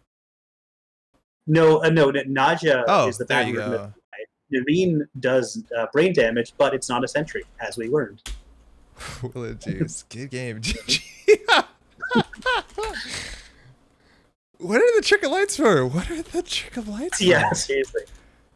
What is going on? Is Nerine the bad version of Eli? Yeah, Latara. Nerine is just strictly worse Eli. No, Nerine has nothing to do with Eli. Oh, not Nerine. Sorry, Nausea yeah. Interesting. Do you need a PO box to let me send some in winter? Yeah, okay, I'm in on that. We have to get a PO box. Appreciate that. Yeah. Thanks for the game, eh? Wait, they're not going to tell us what the trick of light is? Wait. Oh, I see. It's happening. It's Urtica. Nice. Oh, it is Urtica's head. Okay. Yeah. I thought you were on synth DNA modification since just about everything was AP. I don't kill runners. Yeah. Isn't bird milk just egg yolk? Yeah. It happens. Mm-hmm. All right, take that, Eric. Thanks for your support. It's crazy how bad this card is, right? Like a 4/2 that after we were working through the whole game gives you 14 credits. Like you compare that to like corporate sales team or to like off-world office. It's just so bad. Mm-hmm. Thanks for the game, eh? Sorry, Pat, I cut you off there, man. Oh no, it was nothing. Thought. I don't even remember. Okay, let's see what Ptishi Mleczko. All right, this does look like it's just a bar form of a whippet. It's a soft chocolate covered candy filled with soft meringue or milk souffle. It's called Ptishi Moloko. Lapti de Pasare, Romanian, Tashi Moloko, Ukrainian, and in Estonian. The three names that all mean bird's milk, crop's milk, a substance somewhat resembling milk, produced by certain birds to feed their young. Ooh. However, it's not their origin of the name. Rather, bird's milk is an idiom of ancient Greek origin, meaning an unobtainable delicacy. Oh, that's really that's cool. really cool. That's really cool. idiom. Yeah, that's awesome. We'd say like what? Chicken's teeth or something? Hen's tooth. I've never heard hen's tooth. Cat, yeah, APAC is in about 24 hours. It's starting tonight in your time zone. So Friday evening. Been meaning to try some of the weird ones. I didn't know they were flavored. Is someone streaming APAC? Arash, I don't know. I've been told that it's not being streamed for some reason. I know it's a bit difficult. Last year, like all the streams came through Vesper, which is like just a Herculean effort of being awake at all the times, running all the streams. Like that dude. Oh my God, like that is such a big ask. So it looks like maybe that Nisei couldn't find anyone to host the stream at that time. So I don't know. I'd really be excited to hear that somebody is. I think we definitely want to watch it. You can't watch it just on JNet because the lobbies will, I don't think you want to do that because that gets awkward if there's too many people in the room. So I don't know. I really hope so. I think at a minimum, we'd probably be able to see the replays at post the thing, but like, that's not the same as live commentary. So I really hope that is. Yeah, there should be community streams. They would restream community streams, if I remember correctly. That would be sick. That would be really cool. So if anybody can tell me either during the stream or tomorrow, if you hit me up with the names of people of community streams, and even after the fact, if you're watching this on YouTube, I will insert those into the YouTube comments, our show notes. We generally do deck lists now. We also do all the links, so they'll be in there. So Jingles, I'm very nervous for APAC. First time playing in a big comp. Yo, Jingles, let us know how it is. I'm sure you'll enjoy it. Yes. I know you're going to be nervous, but I promise you it's going to be really fun. You're going to meet a lot of nice people. Again, if you don't reckon you're a competitive player, your first round might be rough, but after that, it just gets better and better. So glad you're getting into that. What day is the event? The event is technically today, if you're in APAC, but it's tomorrow for us. So, in about 24 hours from now. So if you look at the Nisei tickets for the other two. So yeah. Stream your game with a 50-minute delay? Yeah, I guess you could. But then you have chat. Yeah, I don't know. I don't think you're allowed to stream your games and compete. Ooh, it's oh man, these bird's milks are looking better. They do sound good. We're going to go through some quick news. Jogging, how's it going, by the way? But there's just some quick news to go through. Just some Nisei stuff, largely. Nisei has a new president. And that's Austin. Ice Cold Jazz. Heck yeah. So that's awesome. So Zach stepped down in March, and I know Nisei is looking for someone, and Austin came from internal, from the Eternal format. And I don't know too much about Austin. I think I've met him in person. I'm pretty sure I have. But from his interviews and like his public presence and the stuff that he's been doing organizing, seems like a really good dude who is doing a lot of good organizational stuff, which is good because that's largely what the president does, from my understanding. It's mostly organizing and managing the team as opposed to like creative direction, stuff like that. So that's cool. There's a bit of an interview up here that Spencer put together talking about like the next cycle about testing and what their plans are. So that's awesome. So that's cool. Hey, congrats to Austin for that, taking up that role. I have no doubt that's a lot of work and a lot of effort as a person from the community doing that out of the love of the game. Big ups. Yeah, for sure. The other thing, this was a long time coming, actually. This we thought we would get back in March with the release of System Gateway. This is the Comprehensive Rules 1.5. It is out. The document is like 86 pages. It is absolutely wild. 129 pages of the comprehensive rules. Now, Nisei did this thing at the top with the summary of changes with hyperlinks. Now, again, this is so much work for the rules folks, making sure the rules folks have been doing a much better job than FFG did back in the day. There's a lot of like these weird edge cases that were ruled based off of tweets and like lore, and it was all like a secondhand language passed down from runners to corps. But this is great. This is really cool. Again, this is super intimidating, and I don't think most people need to read all of this. I don't think there's anything that's super new in here that hasn't been highlighted, because Nisei did say these are the big changes coming in 1.5, but the rules document and also the errata list, because a lot of new cards got new text updates based off of the changing in words. Things like interface being added to basically every icebreaker. The idea of in a server being replaced within the root of the server, breach being replaced accessing. All this stuff is really good. And this stuff I think is just better and cleaner rules. I don't think there's anything, if you've been following Netrunner since March, that's actually new within this set. I don't think there's any shakeups, but this is a formalized document of 129 pages. Again, talking about Herculean efforts. This is absolutely wild. It's a lot to read, Pat. So I'm expecting that if you want to put this on your book club, and then next month, if you want to drop in and talk about your favorite parts. Absolutely. I mean, like, obviously we do plan our book clubs out 2 months in advance. Yeah. Next month is Hitchhiker's Guide. Months after that is Gideon. And then And then we're gonna do Netrunner Comprehensive Rules. Yeah. No, I'm gonna like put it up for vote, see what happens. Yeah. Okay. A lot of characters, not a lot of plot. That's been my review so far. That's a good way to put it. Yeah. That's good stuff. I don't think there's that much else news. Again, Continentals is starting as soon as like less than 24 hours. Oh, no, it's a bit more than 24 hours at this point. But Europe and Africa Continental Championship, I don't know whether you can still register. Maybe you can, but get involved if you can. I know Kat was saying in chat specifically to Jingles, like Netrunner players are very nice, even the most competitive ones. That is 100% true. And that is like maybe a difference than some other card games. I'm not going to be poo-pooing on other games here, but like my involvement in Netrunner at any tournament I don't think I've ever had a horrible interaction. Yeah. In the early days, I feel like maybe like the community, maybe they're good at weeding out jerks. Maybe. That's the way I feel. Because like every now and then, like I will meet someone who feels like they don't quite fit. Like they're like, they just seem a little bit too mean when they blow you up with Scorched Earth or something. And then those people kind of disappear and move on to another game. Plascreen came out and they're like, oh, I don't know what to do. No, but yeah, no, it's really pleasant. I'm super glad that people are getting involved. Even Whiteblade's a big softie. Whiteblade's actually a really nice dude. So yeah. Oh, he's saying no. Okay, never mind. F that guy. Solomir, you're playing too. Sick. Good luck, huh? Mm-hmm. The Ruse Netrunner play at the side of the border. Is there a clause that says you can uninstall programs when installing, even if you don't exceed MU with the install action? I've played that you can delete programs. You can never find the rules reference. Thanos, yeah, you totally can do that.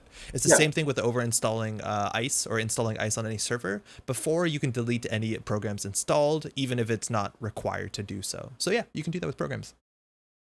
Have you read Chekhov CPAT? Nope. One, this day will be yours novella. No, he's been recommended to me a lot. I will get around to reading eventually. LeVar Burton recently read a short story of his that I just thought was kind of fine on his podcast. But I will read more of his because I see him recommended pretty often. I have a question for the UK folks. I was listening to a podcast and they brought up Percy Pigs, and initially the joke was like they were doing a quiz. Can you guess if this British confectionery is real or fake?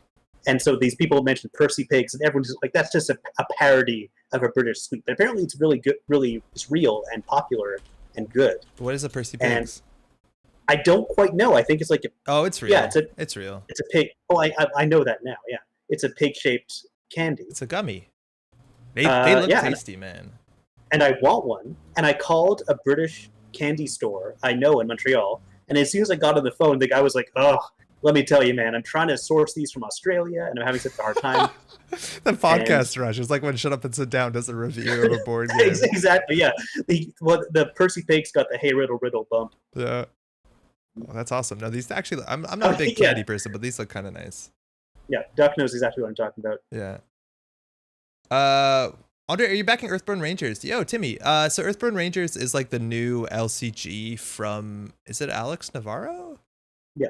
Or Andrew Navarro? Andrew Navarro? Yeah, I think it's Andrew Navarro, who is ex like FFG, who worked on a lot of that stuff. And it has like, I don't know too much about it. I know it's a cooperative living card game, and it has a big the backbone of it is sustainability, on top of not only the game itself is kind of about technology and nature melding together in the future, but on top of that, the way that this game is being produced and sent and all that sort of stuff, like they want to produce it sustainably. It's going to be all wood and cardboard printed, hopefully in the area that it's being shipped in. That's right. They're going to do local production. Yeah, ideally, which is really cool. There's a lot of that stuff that's really cool. I don't know too much about it. I saw it for like only 5 minutes because the Team Covenant people streamed an early version of it, and it has skill checks in it. It has like people moving around and equipment, so like it feels a lot, or looked a lot from a distance. Again, I don't know too much about it. It's not something I think I don't Kickstarter too hard, so it's the sort of thing like if I hear it's good after, I'd pick it up, but I'm not in a rush to pick up another like LCG that I have to like stay on top of, unfortunately. Like I already have Arkham. I've been really getting into Flesh and Blood. I actually went to my first event this weekend, and we went to another event on Wednesday.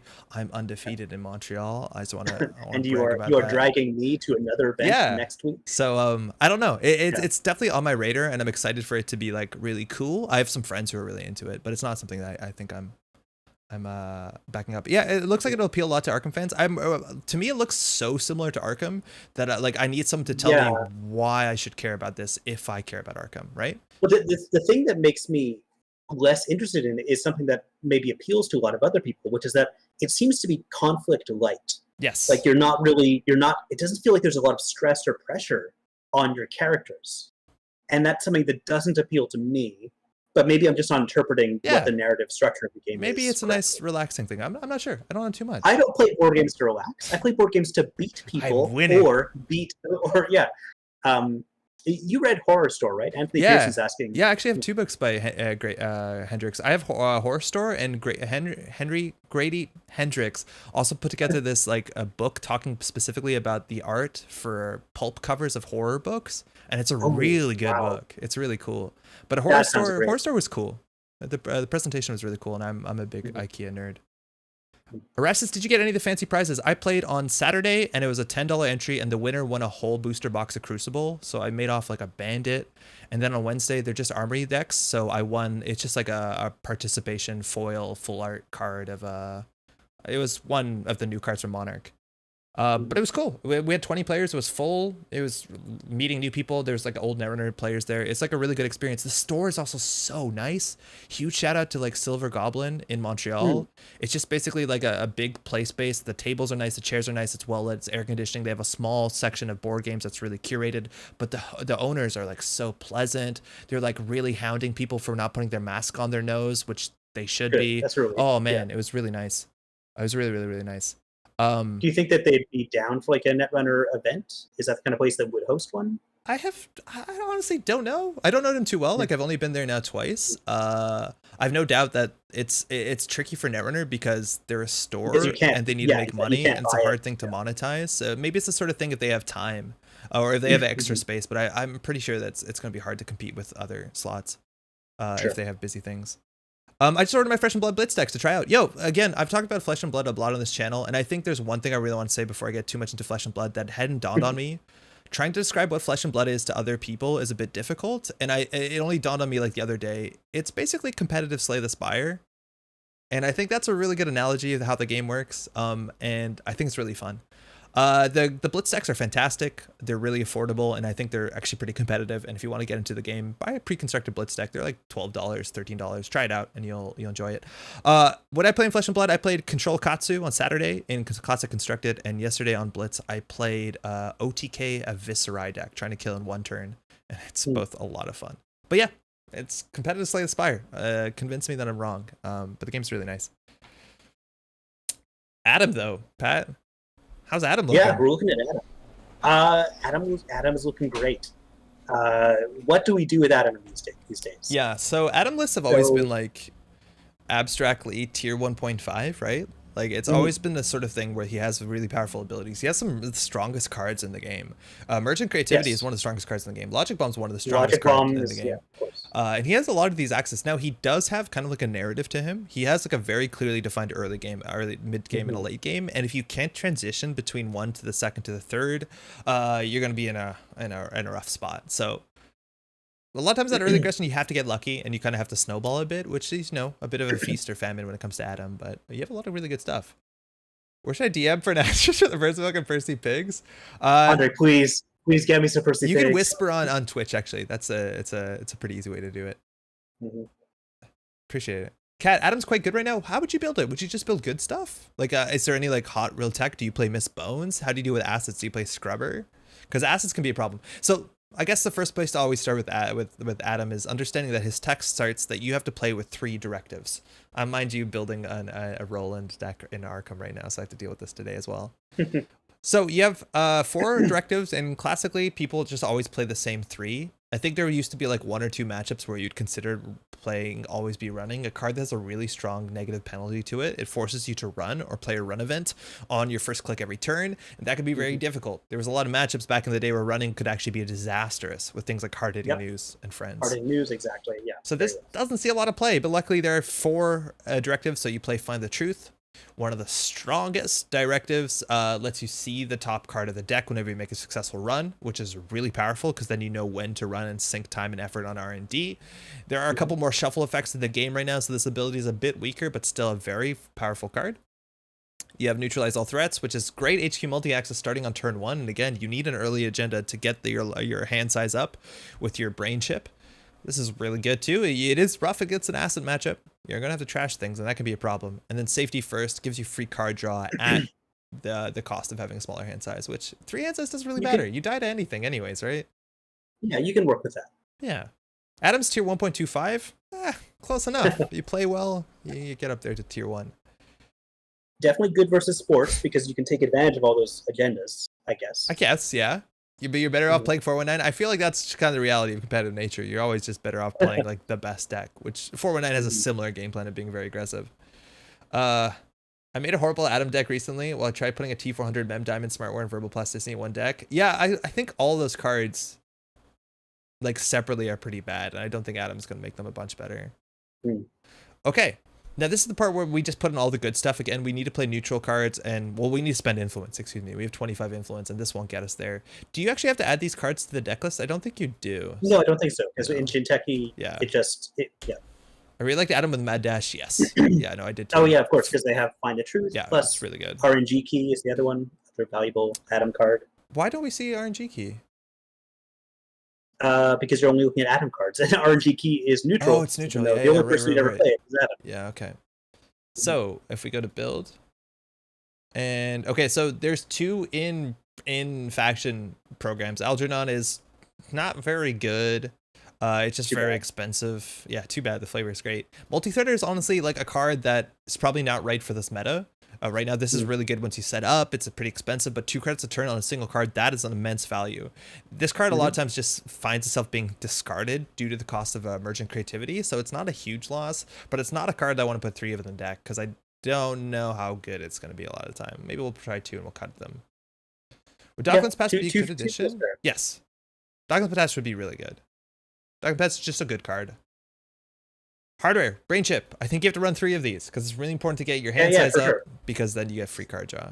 It is crucial. Events, Emergent Creativity. 3 of those. This is just such a strong card. A tutor and an install for 2 credits and cost reductions. You can do ridiculous things with this card. We play 3 of those generally. And independent thinking generally doesn't see a lot of play. Not necessary. No, you'd have to build around this and then add more directives, but it's not a thing. There may come a time when the corporation is installing stuff on your side of the board, and that would be very fun to play it then, but we're not there yet. Yeah, guess so. Otherwise, Resources, Logic Bomb is a 3 of, just such an immense card. It does have some weaknesses, but luckily things like border control aren't as prevalent as they used to be. You're also weak to like defensive traps or offensive traps, because if you Logic Bomb hit something that gives you a tag, you know, it's a problem. And tags are a really problem. Would Adam Nexus be feasible with 0 link? Probably not as good as just playing multi-threader and using programs. Probably not. But what are the targets with emergent creativity? Are we looking for expensive things like Femme Fatale? Breakers. I don't think we have to goof around with Femme. I think we just do breakers. You're right, you could do Femme. You throw out a Femme, install a Femme for free. That's cute. But I don't think you can do anything too cute. You just have like really strong abilities. Analytic Void makes Logic Bomb sad? Yes, it does. Also, if you use Logic Bomb, you can't double click through a Mana Garm. Right? It's pretty hard. Yep. Okay, so this is where we build the rest of the deck. Let's just look at neutrals really quick, because there's a lot of just like good stuff you want to put into all these decks. Deuce's Wild is definitely like a consideration, especially if we're playing Turtle. And Thanos is saying Turtle and Leech is a nice thing. Dirty Laundry is really good. Jailbreak. This card I like. Sure. Sometimes the card draw is awkward in the early game, but that's a good card. Overclock, honestly, maybe not worth it. We don't have any way to offload our credits mid-run, like self-modifying code, stuff like that. So it's, you know, it's okay. Peace in Our Time, honestly, kind of interesting. Not maybe necessary. We could rebirth into nobody. Does Adam still play Golo? I think so. I'm pretty sure you do. And we'll play 3 Sure Gambles. Okay. Hardware. I don't like any of this stuff. It's really slow. Not necessary. In theory, Buffer Drive actually does work with Emergent Creativity. You can trash a program to reinstall it. So it's cute, but I don't think it's necessary. I need to go do homework. Good luck with Adam. Thanks, Kat. Bye. Thanks for dropping in. Programs, RNG key. Really nice. It's honestly really, really cute because you see the top card. It's just an immense amount of value. This is something you can also throw out with Emergent Creativity, but it doesn't save you anything. But hand size, sometimes you want to crush your hand size. And you can also install it for free without trashing anything with Emergent Creativity. Yeah, all right. Good way to guess. Mayfly, are we want to play around with that? I don't know. I don't think so. I think like our Logic Bomb does what Mayfly does, but like arguably better. And then we just get an Ngolo up quickly with Emergent, and we're good. So just as neutral resources, so we have some options. Citadel, honestly, maybe a one of, more weak to tags. Maybe it's a meta thing. You can cut this out, but that's just a tech card. Data cast is really good. Data folding in theory is a possibility because eventually Brain Chip gives you a lot of MU, but it's not a card I'm excited to play early. I think you want draw. We are not digital, we're bioroid. So DreamNet is not amazing. Earthrise is just good. We have, what else do we have? Oh, programs are in here. Whistleblower, verbal. Turning wheel is definitely a thing you want. Because it's just multi-axis and we don't otherwise have much multi-axis. And I think that's all. So now we have to actually spend influence on our last like 13 cards.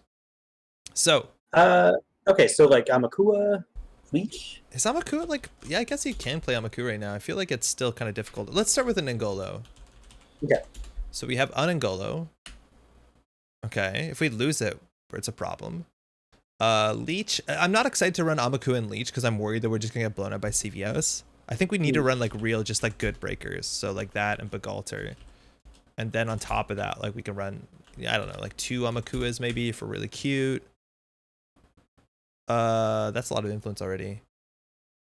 Still got 8 more. Yeah. What else is good? Rosecki's are generally just good. Rosecki's, maybe an Imp. I don't think we had enough money. I don't know if Imp is worth it because we can't recur Imp, yeah. Like some people play liberated accounts. You could also play the new Shaper one, the Regolith mining license, or whatever. Sorry, the Telework contract. Career fair is also like a possibility. We have a bunch of targets, especially if we play. How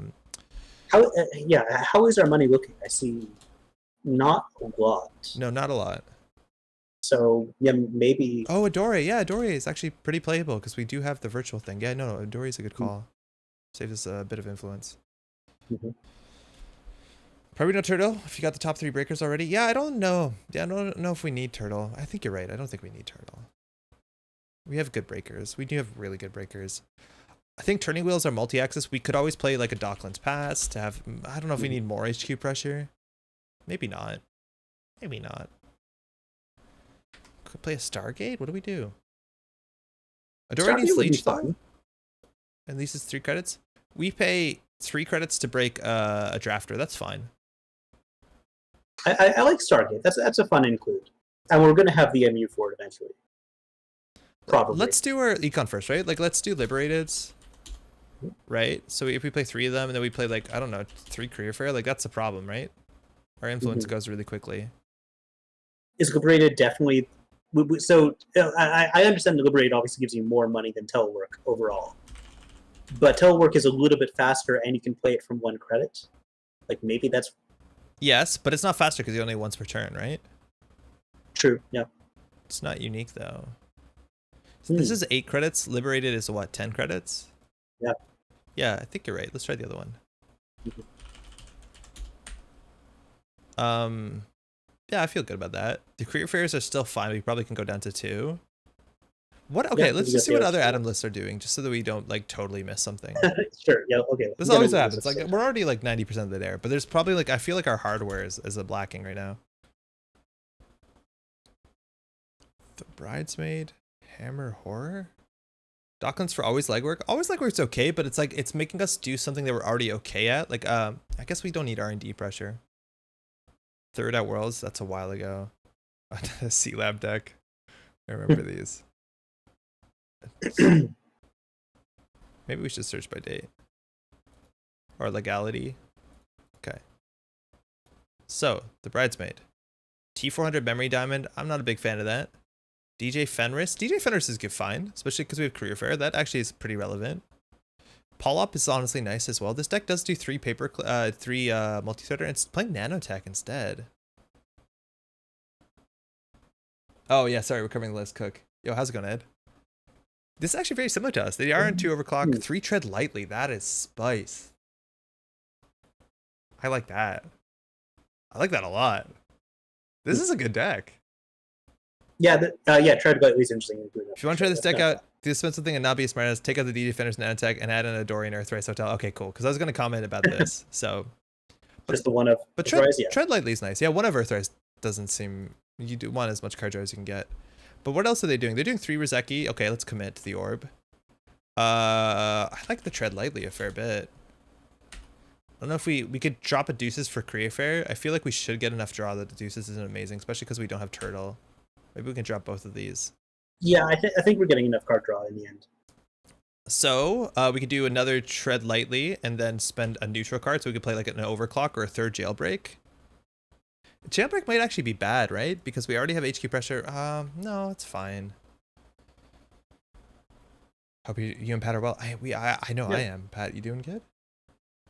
Yeah, I'm okay, Cook. Like I mentioned earlier in the stream, I have indigestion from the street performer that I cannibalized earlier, but I'm working through it. So they're also not an RNG key. I kind of like RNG key. Let's do a third multi-threader and call it a day. Okay, we'll call it well directed. Okay, so I'm going to take this deck list. I'm going to import it. But I'm also going to add it so that if you're watching on Keyhole, you should be able to pull it up. Just give me a second. Jailbreak is awkward when you're trying to proc your natural draw early. Yeah, no, I hear you, because it draws. But if it draws anyways, like it's fine. Yeah, like it is nice to have the one card draw per turn, but you will want more card draw than that eventually. So, but I think you're right that it is like running R&D. We generally don't do a lot unless we know the top. So it's generally for HQ, and then that might be overkill. So we'll see. I don't think it's gonna be terrible, but it might not be the best. Okay, let me just put this into the Twitch bot, and we should be good to go. 6-0 with smoke? Hell yeah! The deck list of the week. Liberated is better than telework if you have career fair. Yeah, it's much better if you have career fair. Yeah, it's much better if you have career fair. And we do, Pat. I think we have to not be cute. No. Yeah, I think that's a good point. But we were being so cute. Yeah, with 3 career fair, it doesn't make that much sense. Oh, did we really go up to 3 career fair? Yeah, because we took out the deuces. Oh, yeah, we did. Yeah, you're right. All right. And your JNet? Oh, we're 6-0. Hell yeah. No, oh, cool. No, we did well with that. Yeah, we haven't lost a game with that one yet. Okay. All right, let's try this. I don't know what a bad matchup is. A lot of times also this deck, you could put Misdirection in pretty easily, right? Because you can pull Misdirection for basically free with Emergent Creativity and still have 2 clicks to clear the tags.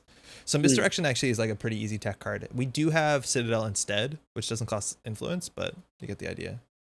Misdirection is 2 influence, I think. Yeah, I think so. You should call it Edortable. Every deck is Edortable then. All the 419 decks are Edortable. Let's just clear some tabs up. Okay, let's do this. Wow, it's already 11? Damn, okay, we'll get 2 games. This happens every time. So what Flesh and Blood deck are you building for me? Something simple. Thank you. Do you have any strong opinions? None at all. Okay. Do you want to play aggressive or you want to play defensive? You kind of have to play aggressive in Blitz. It's not it's a fast format.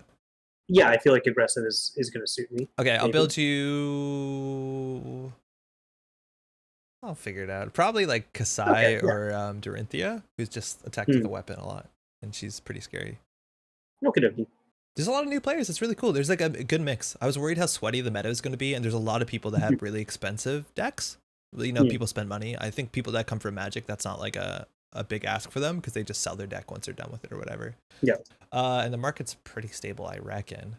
Hmm. But it was good. Yeah, the people like, so on Blitz on Wednesday, there was a lot of people that were like, this is my first game, or like Pat Remy was there and he's played 2 games before going there. So yeah, cool. For him, that was fun. So there's a lot of people that are pretty new. The top tables were like people that wanted to like really sweat. But on Saturday, I definitely had to try very hard, and there was a lot of like, yeah, I know it was stressful. I'm not expecting to see Apollina around these parts. Okay, straight 3 directives. So safety first, neutralize, and we'll do find the truth. Anansi is scary.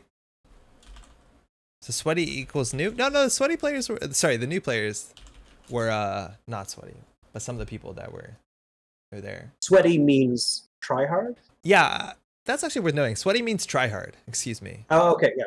Sweaty, I didn't mean like had body odor or like any of that stuff. Sweaty just means like people who are like playing the best stuff with the best cards, as opposed to people who show up with like their pet decks or are learning the game. Yeah, Sweaty's competitive. Yeah, excuse me, that wasn't clear. Okay, we have RNG key, jailbreak, we have an Earthrise for Zeki. This opening hand's like not amazing.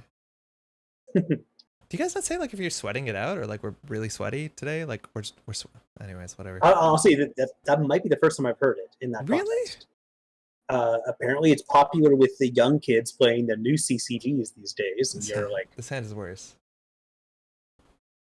yeah, you got a bad hand. Yeah, this hand's a bit worse. We do have career for a cast, which is nice. The Ngolo's okay. We need to steal an early Obokata for the brain chip. That's pretty difficult. How's the BO? I'm gonna look up. Little to none, and we're all wearing masks, so you can get away with murder largely. Yeah, you can be like a plague doctor and stuff that full of herbs and flowers. Yeah. Sweaty versus chill. Yeah, Terrence, exactly. I'm gonna look up sweaty on Urban Dictionary and report back. Yeah. No, I will not. I don't. I have too much self-respect today. Seamless launch. Whoa. What is happening here? It's gonna be try hard. Yes. No. It is try hard. Do we just run this?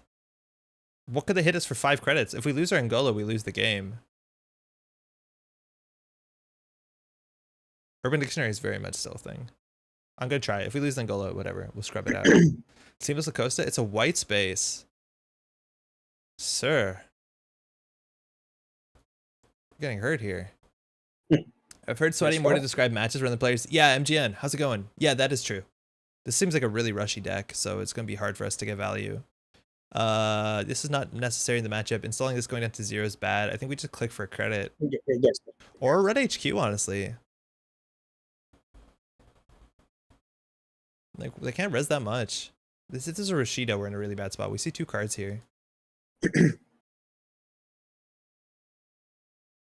Show us the vanilla. No, but the meta was nice. People are really pleasant. It's you know, a lot of people haven't played a game in a while. Mm.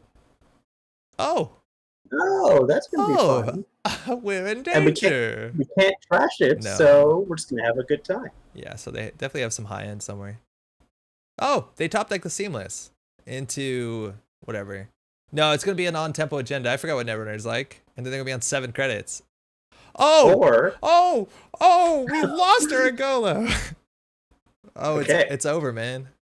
It's over. Game over, man. We have no Angola. All right, next version of the deck, we have some kind of recursion. We have 7 Angolas. You could play what's it called? There's a green. Okay. We'll steal that. What do we die to? We do die to things. Like we die to Chrysalis, I guess? Yeah. Watch out for Punitive. Yeah, we're okay for Punitive. Thimble, that's a problem. Oh, here we're going to trash the ganked. I don't love that idea. Oh, they had another one. Oh, no. Uh-oh. What's it going to be? What? They didn't res? Huh? Okay, so we just need to get credits. Maybe because it's something that has an on-res effect? You die to snare? Yeah, but they don't have money. They can't snare us. This thread came out of me. Viral Seamless deck is sick. Yo, it robbed us a lot of tempo. Mm-hmm. And now we have to logic bomb this or have 10 credits. Mm-hmm. So we know there's a Seamless in hand. I think we just do... Oh, we're 1 credit short. We shouldn't have drawn. Unless we overclock. Yeah, Reclaim. That's the name. Logic bomb run. That's funny. There's no way this is agenda. Lacosta? This is Lacosta, right? Oh, it's a ganked. So either we spend 3 credits or we lose 3 credits. It changes nothing. Mm-hmm. We actually have to trash that. All right. Well, that's a good top deck. Mm-hmm. So we know they drew Lacosta, which is easily in their remote server. They have a Seamless in hand, so that's probably Lacosta. So no stress here. If we had a brain chip, we would look hella cute. And they also know all cards that we're drawing. Mm-hmm. Pat, I'm scared, man. Wait, does Emergent Creativity pull from the discard? No. No, never mind. Just stack. I was hopeful. Yeah, man. I appreciate it. We need that around here. Yeah, we do, don't we? So we know it's a Seamless in hand, so running HQ is not that good. And as soon as they res the Thimble Rig on R&D, like, we're done. We're done. Yo, wind up. How's it going? Yeah, we're playing Adam. It's been a while on this channel. Okay, now running HQ actually matters. Ugh, that's a good play. Don't forget to end on 2 cards so you get free card draw for a while. I thought our hand size was huge because we had all these agendas. Yeah, you're totally right. We don't have brain chip, yeah. Yeah, I was drawing up. Well, they can't resonate Anansi, so I guess we go HQ. Do we tread lightly into HQ? No, I think we'd rather have this for a remote server, like something that actually matters. Because they might not have agendas here. Like a sandstorm. Seamless, we knew that one. Snare. Oh, really? Really? What did we lose? Well, we're gonna nothing. get a free card draw, so nothing. Move tag, draw. Yeah. Do the other order, right? In case you draw a Deuce's Wild that's not in our deck. True. You never know who put something in your deck accidentally. So they have a seamless launch. They have a Lacosta here. So I think we just like turning wheel it up, right? We draw 1 so we don't die to snare. Turning wheel, run HQ. Man, just losing Angola. Otherwise we'd be in such a good position. Like they've got nothing going on. Rashida off the top, seamless to Sandstorm. Oh, we knew both of those cards. Excuse me. I think we installed the Logic Bomb. They know we have it, right? So it's not like we're hiding it. Because they see everything we draw. Wanted to play Adam for a while, but cannot even play Gabe or Mac well. Adam is really fun. So that's a Sandstorm, which is a heck of a problem. That's Rashida into a Lacosta, which is fine for us. This is like where you would try and surprise them with the tread lightly. But again, they know every card we have. But it's a difference between knowing and then playing around it. And we only have the one of tread lightly, right? Yeah. So now we can guess seamless launch 100% accuracy. True.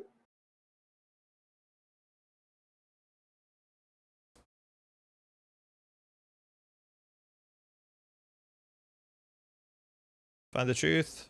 To viral. We win if we get to R&D. So this is where you tread lightly R&D, right? Yes, the fire RNG. Draw 2. We draw 2. Yeah. So this might be... Because we install Logic Bomb, we run R&D, we win. Yeah.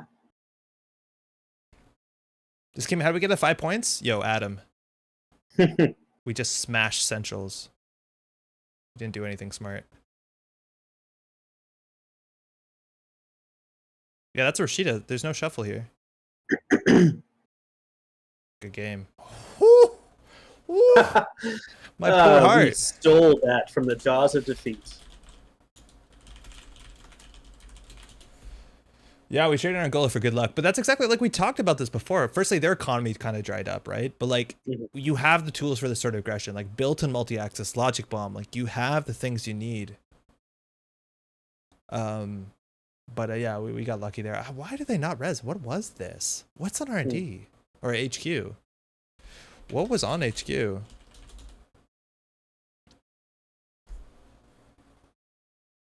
But yeah, they had a spicy deck. I like that. I like viral weaponization. The tempo viral is really, really good. Will this happen if I play Adam? Yes. If you believe in yourself hard enough.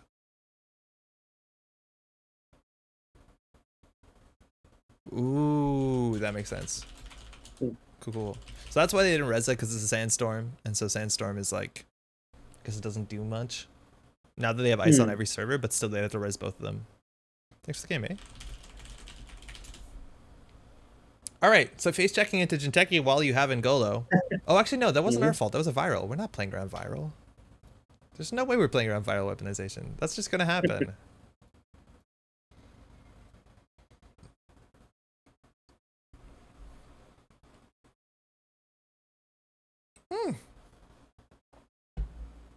To be fair, we did know the agenda was on top of R&D when we ran.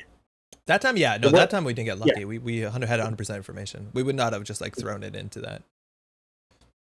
Because anytime you make a successful run, find the truth, or the first time a turn, excuse me, find the truth tells you what's on top of R&D. So like we had full information with 2 Logic Bomb. There's nothing that stops us outside of border control. Mr. Booty. Yo, somebody was queued up as any side. That's sick. Yeah, I saw that. I wonder how that works. Oh, this is a really rough matchup. We don't have misdirection, which is a problem. And now we're going to hit an acid on turn 1 and lose 3 credits and the tag. Like this is basically we hard mulligan into our tag card or Citadel. Yeah, this is not good. And we can make this matchup a lot better. A lot of times we'll just set up, like we want to mulligan to Rizekis and to anything. Like this hand is unplayably bad. Mm-hmm. This has been around for a few weeks at least. I'll ask the player joining what they want to play. Yeah, that's really cool. Booyah, are they celebrating with a matchup? Thanks, you too. So they choose the mulligan first. Yo, so in Flesh and Blood, when you play Classic Constructed, one of the big differences is you bring a deck of 80 cards, but your minimum deck size is 60. So before a matchup, and this is something that I know exists in Magic, but I'm not familiar with this, your opponent reveals their identity, and then you can choose which cards to take out of your deck, or in theory, add into your deck if you've already taken them out. So like you'd sit against CTM, and then you would slide in like, you know, a bunch of cards. And that's obviously bad. I think it would make this game worse, because it would just be silver bullets all the way down. But in Flesh and Blood, it's actually pretty cool. Yeah, like for sure that wouldn't work in Netrunner. Yeah. You just put Clot. Like you never have to play Clot in your deck. Yeah.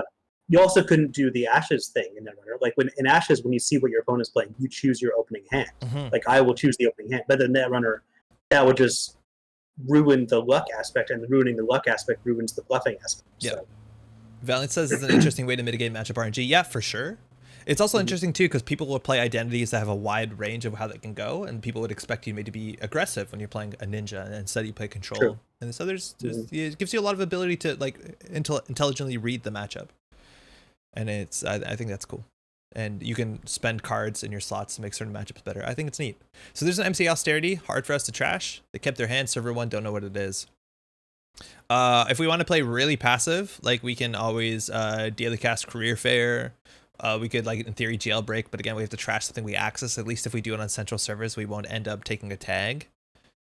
I think we just do Career Fair, Daily Cast, Logic Bomb, click for 2 credits. How do you feel about that?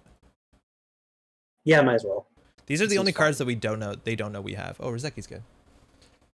I started playing the game Sakura Arms last weekend. It's a huge part of it is that you build your deck after you see who your opponent is, so it's like sideboard the game if you have good matchup knowledge. Is Sakura Arms a level 99 game? Sounds like it would be. I'm looking at it on BGG. Oh, we only had 3 clicks that turn. Excuse me. It's an Alderac game. Okay. Although maybe level 99 originally. It's not listed with them anywhere here though. It's like the Ashes game where you get to choose your opening hand. Yeah, Ashes you pick your first 5. Okay, so it's a Maryland remote. So we have to deal with this eventually. If we deal with this, they have much fewer teeth. Honestly, I don't know. Maybe we do jailbreak. The highest card would probably see us 5. We're at 8, so we could like jailbreak Rizeki. Or we can just trash this. Continental sells Sakura Arms in their online store. Oh, okay. Weird. Oh, okay.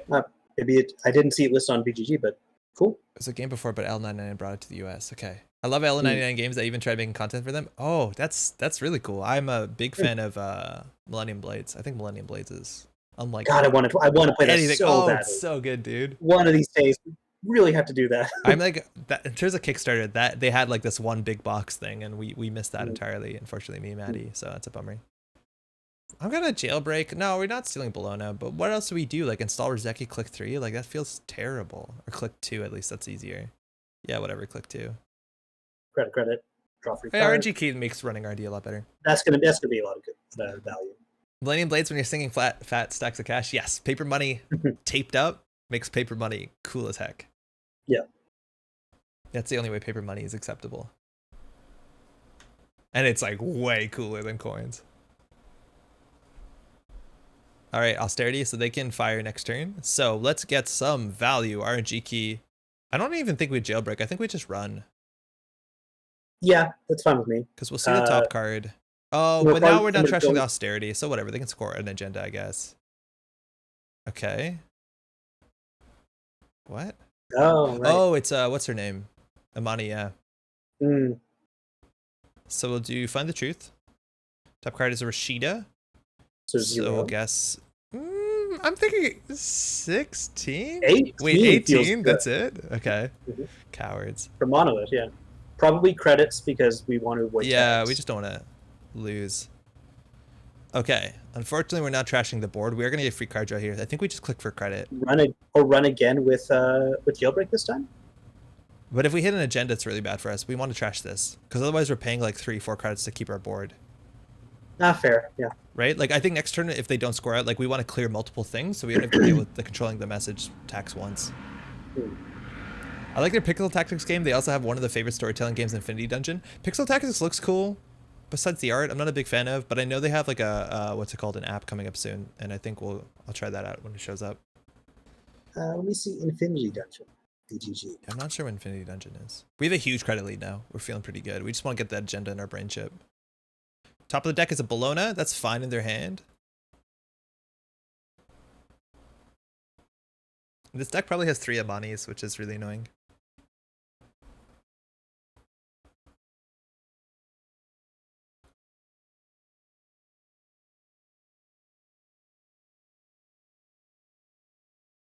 Now we're not drawing a card here, which is unfortunate. Ah, it's another Maryland. That's a huge bummer. Oh, actually, they're not going to draw the Bologna because they shuffled the Maryland. So that's always worth remembering. Because Maryland, you can choose to shuffle. And you have to do that before mandatory start of turn triggers or before mandatory draw. Ugh. Or we'll check one of these, I guess, but we were forced to trash. Another one of those. That's great. I don't know what you're meant to do in this matchup. I think you just keep drawing for reset keys. Yeah. So we only have honestly, 3 clicks. Yes. Just get more drip. How does Find the Truth interact with Laramie Fisk? You choose the order, so you can choose whatever makes sense. Well,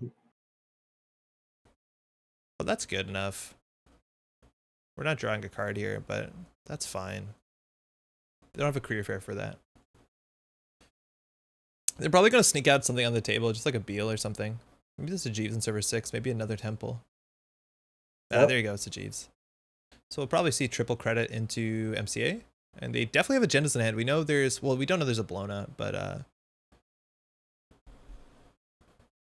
yeah, Wanda, anytime 2 things have the same trigger, if it's your turn, you choose the order of them. Or that's not even true. Right, you choose the order of them. Regardless, you choose the order of them. But if it's your turn, your triggers take priority over the opponent's triggers if they both have the same timing. Pat, I think we're just running HQ. Yeah, let's go for it. C2 cards. Oh yeah, I forgot C2 cards. What number do you feel good about? I feel like a 2 today. Okay. They could toll booth this here. Oh, everyone loves white space nowadays. So it costs us 3 to get through. They res it for free, so good trade.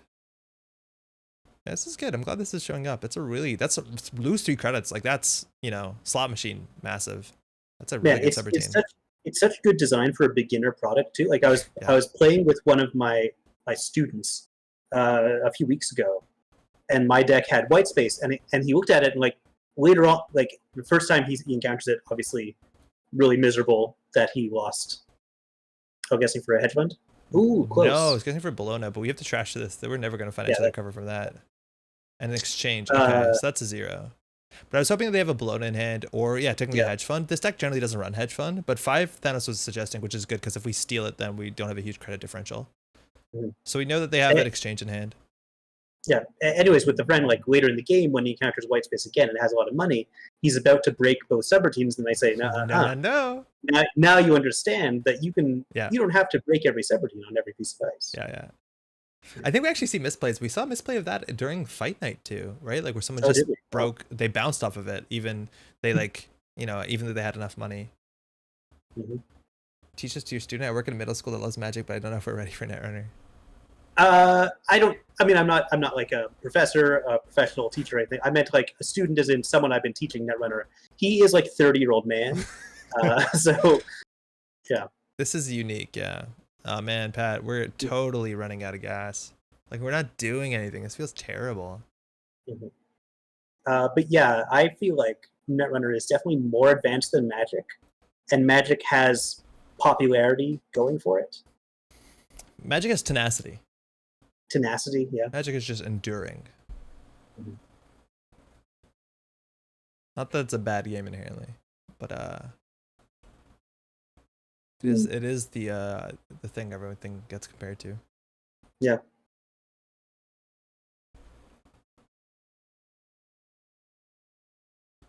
We talked about the like feast or famine, right? Like if we got an agenda, we got our brain chip. This is such a different game. They probably have agendas in hand, so I think we just have to set up. We have to find our casts. We have to find anything that we can career fair down.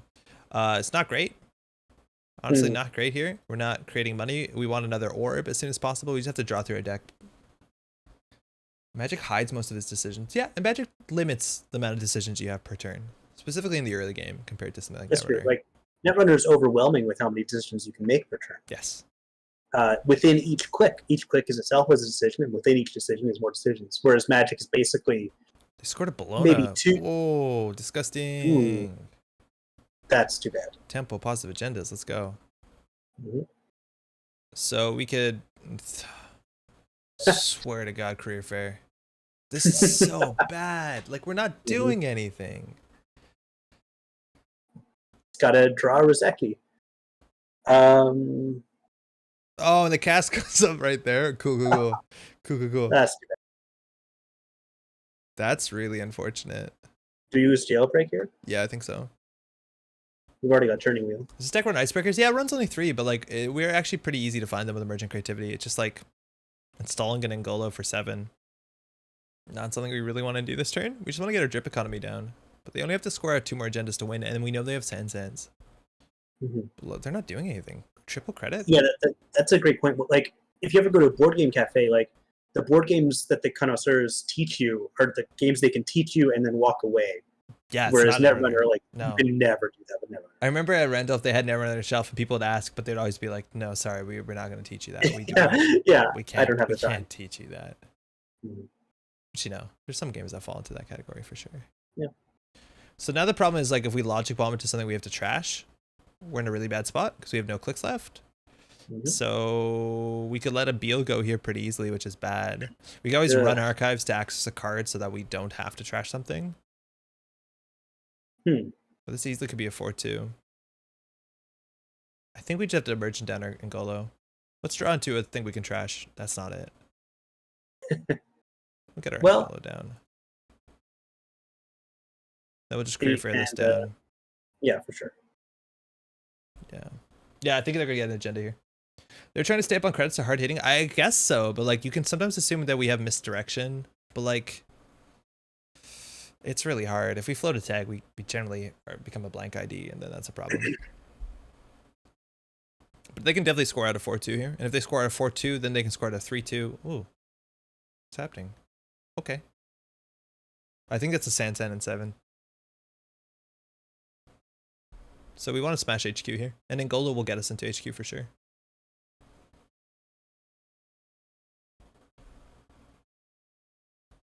We're really lucky they didn't have an explosive start. Like, this is turn 11. That's actually, they don't have that much going on. Yeah, it looks like it's Sansan.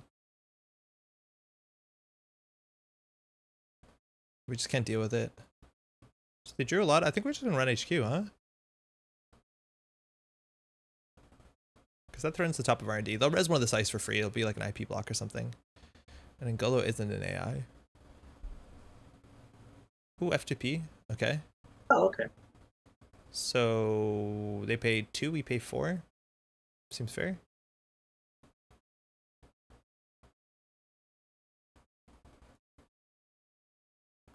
Yeah, then we're gonna hit something that has a huge trash cost.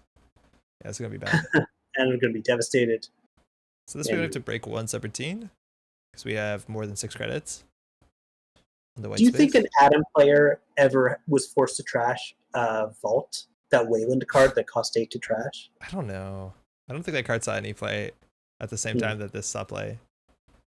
I don't know, because like there's another card in Mumbat cycle that gave you credits equal to the trash cost. Not a great combo, but oh, we knew there was an exchange. Oh, piss. I think there's a Rashid in server 9. Otherwise, we have to trash this. Excuse me. Yeah. Yeah. Sorry, we knew that there was a card. We definitely should guess 0. I was still trying to guess Bologna. This is bad. They probably don't have hard hitting news though. We also haven't used our Ngolo yet. At this point, I think we just have to kind of go for it. The problem again though is if we float a tag, like it's really, really bad for us. Luckily, we don't have to trash here if we don't need to. Yeah, we'll go for it. Yeah. I was gonna say maybe just install Liberated and Quick. But... yeah, but we have 4 credits, right? Mm-hmm. This is, yeah, it must be cheaper to do this. FTP is just taxing enough. 4 for 4 is fine. So access the new card first. It's a CVS. Okay, we don't have to trash that. This will be a... Oh, it's a G. Oh, interesting. That's super weird. Okay. Was that bait? Were they just trying to get us to for spend sure. money? Yeah. There's a Rashida here, but then we have to take a tag, so... But the problem is the Rashida fires are more likely to find a hard-hitting news, so it's really awkward. Yeah, there you go. It's Rashida. Maybe we should have gone for that. Because we already put ourselves low, and now we're really likely to get buried by the book. Yeah.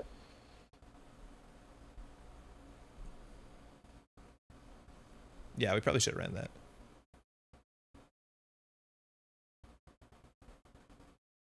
Interesting, because they have so much money, we're actually in a really hard spot to rely on Citadel Sanctuary if we had it in hand, because they can always like boost into it.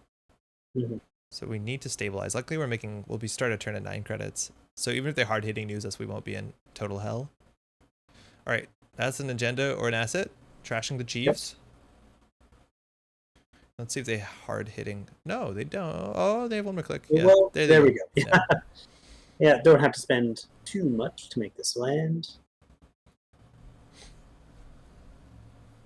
Literally only for count 7. Yeah, that was, I think, the only reason that card. I think that's the reason the card was printed. Yeah, for sure. If we remove the tags, we basically lose the game. If we keep the tags, we basically lose the game. You see where I'm going here? No, I see what's happening here. I think, do we just dig on R&D? Build up. We hit an IP block we can't get through. We hit an F2P. We're done. We hit yeah, I don't know. Oh, Mani Sanai. So they're gonna bounce something. Yeah, I think we just concede. At least it won't be that much longer. Yeah, there you go, because it's a 4-2.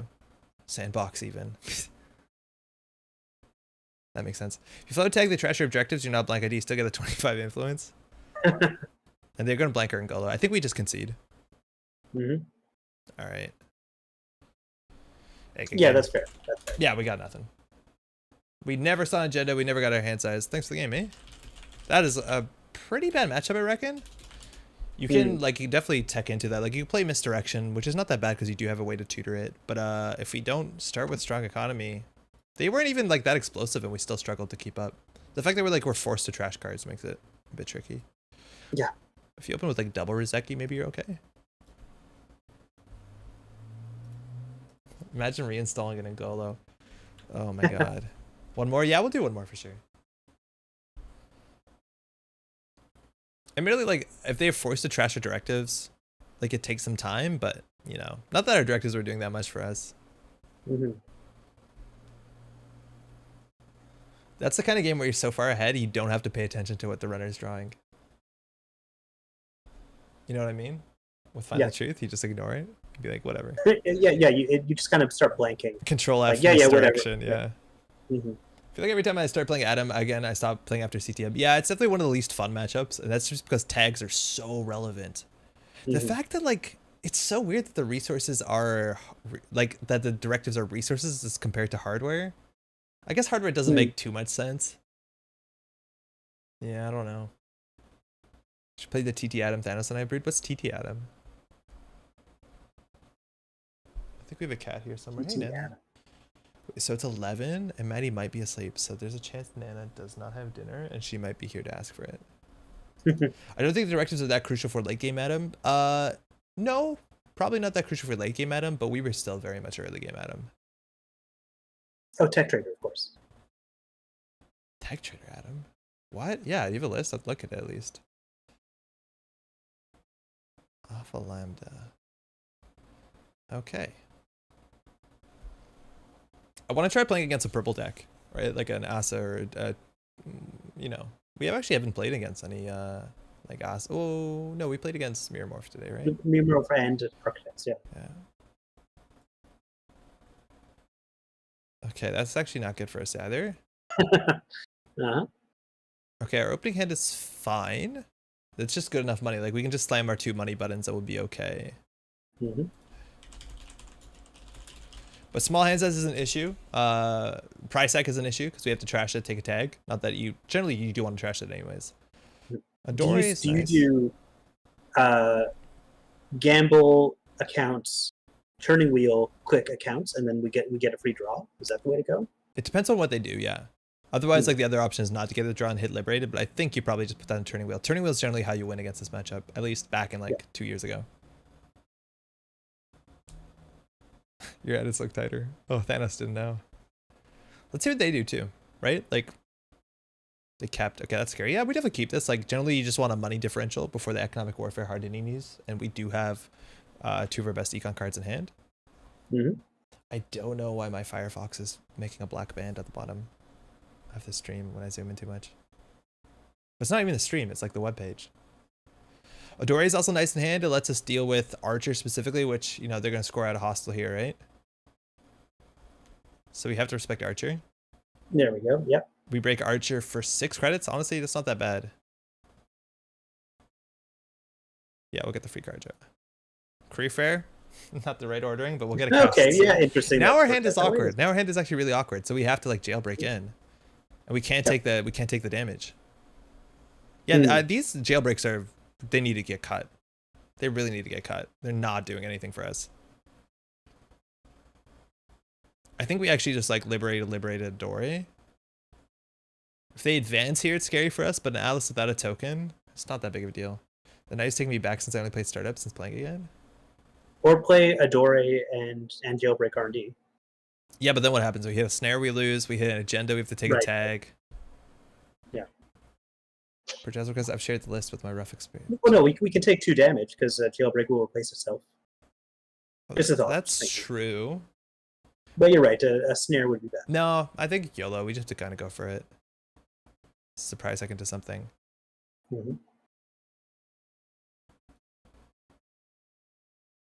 Now we've interacted, we don't have a lot of money, so we're gonna have to smash the Liberty Counts button. Spin Doctor. We have to trash that because of bad publicity.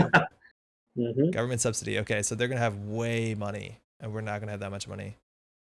This is really good for the remote. Again, once we get an agenda, brain chip puts us into a safety hand size. Yo, Disperse, how's it going? Hey, how's it going? So the deck has Gabali, it has Boomerang, which Boomerang actually probably should be in this list. Maybe not. Maybe not. Sports Hopper, Croter, Gordian Blade. The breakers are interesting. Bankroll, that's cool. Card on R&D, probably a price tag, maybe a Chrysium. Either way, it's a problem for us because it's really expensive to deal with. I feel like every 6 months you play Adam, get frustrated, and don't do it for another 6 months. There's a lot of matchups where that's the case. We drop. I think we're just going to play that, play our brain chip. Like, they're not doing anything, we're not doing anything, you know? Yeah, that's fine. Because we are making more drip, draw, and credits. So and their big threat is economy. And we're making now 2 credits at the beginning of turn and a gamble in hand. As soon as we steal an agenda, we're in an okay spot. Until then. And again, we generally need to steal 4 agendas.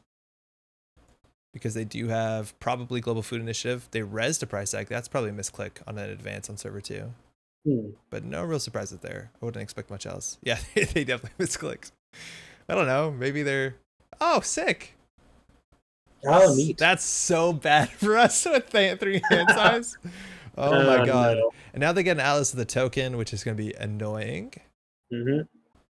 That's okay. We're just not going to run. No, I think we're going to run. This is only ice servers, so I think we just smashed R&D. I think we just do gamble run R&D. Die to snare. Die to snare immediately, yeah. Price tag is just 1 damage, right? Yeah. Yeah, well, we have 3 hand size. What can we do? We need an agenda to play the game. You think Builder Nations? Yeah, there's a whole list where it's like that. Hard hitting needs, okay, good to know. So we'll do the upgrade first, I guess. To price tag, they don't need to res that, but they can pay 2. We have to trash it. Okay. Draw, remove tag. Orb is good. Logic Bomb's good too. Ever since people could always be running Adam players have become such cowards. I wouldn't put it like that. But always be running would be really bad in this matchup. Atlas a token. Harding needs in hand. So this is a problem because they can pull Economic Warfare. They can pull their punishment. We do have a Rozeki. Just keep smashing. Eventually you win on turning well on R&D. Oh, we got a snare here. We should have probably drawn. Tithe. Cool. We break that for free. Yeah, okay. So we'll just keep doing this. Oh, yeah, of course. And last click, put down Rozeki, I guess. Yeah. Or is the game going too fast? No, I don't think it's going too fast. Maybe I could see 2 cards here. Yeah, we probably no, we shouldn't. Shortcut the turning wheel. Yeah, I could hit the bounce shortcut for sure. I was considering though using the turning wheel. No, this will pay off. Seems too difficult to keep your head above water with the 3 cards hand certain damage deck. Yeah, we've been like, this is one of the few damage decks. Personal evolution would be a problem, but generally once you steal an agenda, like you're good. Like once we steal a 2-pointer, we're in 5 hand size. But again, got to get out of that early game. If that's the tithe, I'm gonna feel pretty happy. Yes, we break that for free. Not that they res it for that much. Okay, we'll draw once. We break it for put down Logic Bomb just in case. I don't think there's anything that we get blown out by. I think Mouseless is the worst case. Okay.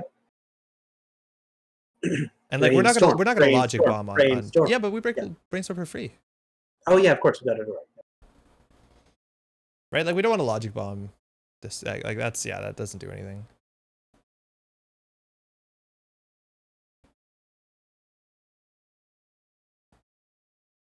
Break that for free, right? Oh, we have to boost. Oh no, that actually it's really good. Oh no, that's actually pretty good. We have to pay 3 for that. That's so awkward. We have bad publicity. It only costs us 2. We could get down the multi-threader. Oh, because tithe is 1 strength. Yeah, it's 1 strength. Right. Oh, that's really too bad. Yeah. Public Trail, that is not Did you use that turning wheel? I did. I used 1. Okay. And Geofront, we have to trash that. So I'm not sure what do we have to respect on Public Trail. We can draw up, and that's awkward. I guess we just play Logic Bomb. Feels bad to install this after you made a run. Hard time liking Brain Chips since it needs agenda to even do anything. Yes, but like you needed an item. And yeah. Once you like you're going to get an agenda, right? Like if you don't get an agenda, you lose anyways. So you're assuming you're getting one. Now once I get the 5 points, that's really scary because they can just run out Audacity and we have no way to interact with that. We know they just drew a Public Trail. Oh, Public Trail's so disgusting against us. We have to pay 8 every single time. Because they trash a directive if we don't pay 8. Yep. Oh, this matchup. Adam, why? And the thing is, like, I think if you played Adam at, like, Continentals, I think, like, we're seeing a way wilder meta right now. And maybe I'm just thinking of top tables, which, you know, there's less wildness going on. Maybe it's a bit of a safer bet, but, like, there's so many wild things we've had to fear in all the games we played so far.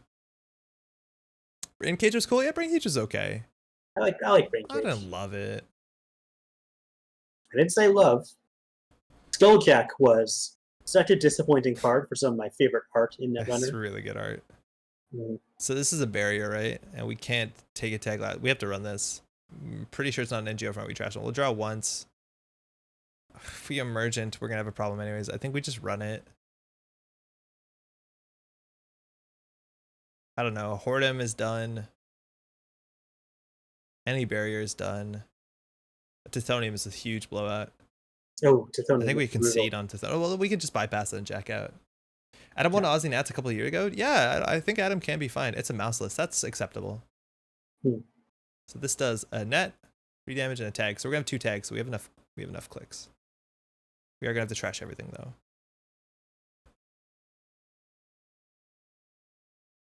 So we lost the emergent. We gain a credit. So try and access hopefully the agenda first. If that's like a reversed account, it's really bad. It's less likely to be an NGO front. Top of the deck is another mouseless. It's a food. That's good. Now our hand size is good. So we'll take the 2. We don't die to this. Man, they actually can kill like a Public Trail into high profile target. Like we have to pay 8. We have to trash this. We'll just remove. We draw 1. So there's a lot of things that kill us. Yep. Public Trail's 4 to play. High profile is 6. So they could do credit, Public Trail, high profile target. And we have to go down to 1 credit. And then if we go down to 1 credit, they just pull a hard hitting news with the Atlas. Like we're forked so bad here. Yep. Well, they don't. I don't know. They don't have the money to do all of that in 1 turn. No, they could do credit. Public Trail into HPT. It's just 4 into 2. But then the hard hitting news isn't going to happen. Oh, you're right. They're 1 short of the hard hitting news. Yeah. Project Atlas for Subliminal. Let's go. 3 to break tithe. I thought we were so good there, man. That 1 strength. Such a big difference. Too bad we lost that multi-threader. Yeah. But hey, we kept them off game point. They single advanced that too, right? Yes, So it did. do they have an Audacity in hand? Or are they on seamless launch? All right, so they drew a mouseless, they drew an unknown. What do we know about in hand? I don't think we know anything. I don't remember if we know anything at all. Argus isn't going to run Public Trail and HHN. Solomir, I think they might, because Public Trail is basically like their economic warfare du jour. Yeah, Laundry is definitely a good top deck. We can just Laundry Archives. But at this point, we want to stabilize, because if they're not pushing agendas, we don't have any reason to interact with them. Well, that's not entirely true, but like we're not forced, because now we do have good hand size. Yeah, well, we survived. So like we could, in theory, Dirty Laundry Archives to see the top of the deck. Yeah. Oh no, we've not drawn Earthrise Field, but we haven't drawn a lot. Yeah. Yeah, let's just do it. It gives us information on the top of the deck, which is more valuable. NGO front. Okay. Okay, we can live with that. So we'd have to spend 3 credits to trash an NGO front. I'm considering it, man. 3 or 4. Oh no, we have that. We have one bad pub, right? Well, we'd be trashing the NGO front and seeing 3 other cards. That's really bad to do last click. Yeah, that's really bad to do last click against Argus. Yeah, you're right. To look at the top card. So they don't know what we've seen. So we also could run here and then they might Atlas token. Like that's always an interesting thing, is like our ability is way worse once they have an Atlas token. I'm gonna do it. Hey, you can also keep on drawing if you ever wanted to. Yeah, I know. We'll get a free card draw anyways, but yeah, we could definitely keep drawing. But I want to see if they use the Atlas token to respect this. Oh, because all they know is that we've seen the top card. Exactly. It seems like something we want to run on. So if they use the Atlas token, not only do they not, hopefully not draw the NGO, but we don't have to worry about that. Do they pop it? Respect? No respect. Beans. Wow. Okay. They're waiting on that to win the game rather than play defensively. Windup says Public Trail seems really strong. I guess the trouble is that expensive. It's expensive, and there's not a lot of really good single tag punishment. And also, right, if the runner has money, like it's hard to. It's unlike C-Source. C-Source had, if you had a credit lead, you could do C-Source into exchange. Public Trail has a lot more steps included, and generally, if Public Trail lands, you could land hard hitting use anyways. That means the tags have to flow for a turn. But again, if the flat tags, if you could Public Trail them, the tags are probably going to flow for a turn anyways. So that's kind of the issue here. There's no strong single tag punishment, and it's not better than the other option. All right, so now we run Public Trail. They've drawn an unknown card. We're both on 10 credits. They have access to the Atlas token, which can get them anything. So it could be Economic Warfare, into Public Trail, into like Retribution or Adore, which would be a problem. And they've drawn an unknown. I think we let this one go. Oh, jeez. That's a tough choice. No, I think but we might have to. I think we just hammer R&D. I don't think we have a choice besides turning wheel. No, I agree. Like hammer R&D. Maybe, yeah, probably hammer. Yeah, I think we just run R&D C3. Man, you know how good it would have been to draw a key? It would have been good. It would have been good. Really good. Do you have 2 or 3 of them? 2 3 only. Okay. I haven't seen Earthrise at all.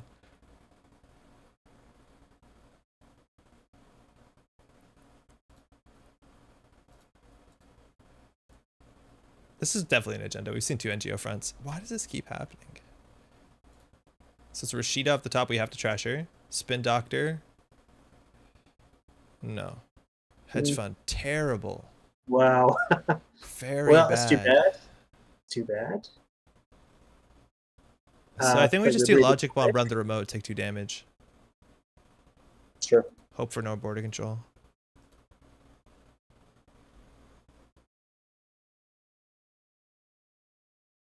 Yeah, I think it's the best we got. Because we can't run through this last click. So we'll Logic Bomb this. We gotta keep a bomb.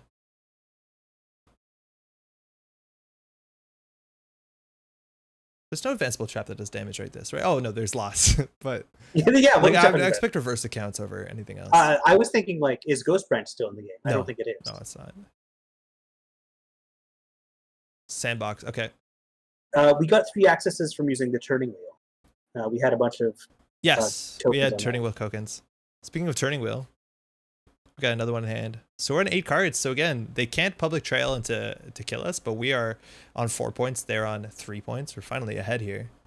I don't know what their plan is. They're just trying to score behind ice. And like we've seen 2 NGOs. We know they just drew a spin doctor. 2 prize decks are out. They're running Argus Crackdown. So I think they're trying to do something like that we tried to do on stream a long time ago. The idea is like try and Argus Crackdown them down and actually kill with public trail. Yeah. Public trail, biotic, boom. So that's a spin. I don't think we run that. And if they res it, they draw into a hedge fund. Didn't think of multiple turning wheels? Yeah, you can use as many as you want. Oh, we can't install multiple turning wheels. It's unique, but you can use as many tokens. You can use the ability over and over. Not at all.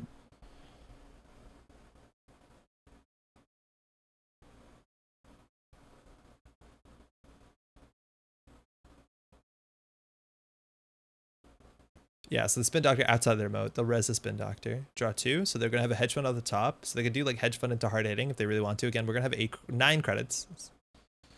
Let's see what happens. Yeah, turning wheel's like a pretty potent win condition, especially if we have multi-threaders, right? We're running for like 1 credit or for free actually. We've lost. If only we had multi-threaders. We've lost only none of them. No, we lost 1 multi-threader. I don't see it. Oh yeah, we lost 1. It's at the end. Yeah. So there's the hedge fund. Let's see if they throw the book at us.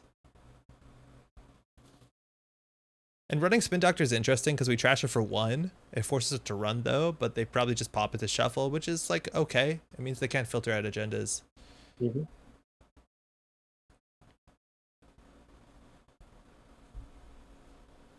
Okay.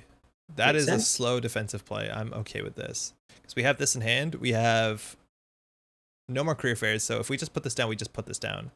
I think we draw once, put this down, and then start hitting it. Oh, actually, that makes it a lot easier. I don't think we put that down yet. I would still do the liberated play. Really? Myself. When we could be drawing? Yeah. Save the sure gamble for a burst later. Or like a surprise. But think about this. We put this down. We lose 6. We spend our whole turn. So we're spending 3 clicks on, I don't know. It feels so slow, but I think maybe we just get our money up. There's nothing they can do once we get in Golo. But I don't know. I'd rather, like, man, imagine we sure gamble, drew into an Earthrise, played the Earthrise. Like, that would have been so much better, I think. But again, maybe that's results oriented.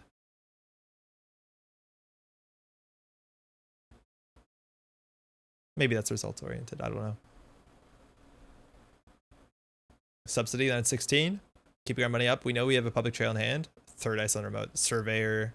Border control. We're going to have some problems. Okay.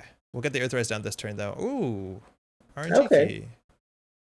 Okay, so I think we have 3 clicks left. We want to do Liberated, Gamble. No, we do Liberated, Earthrise.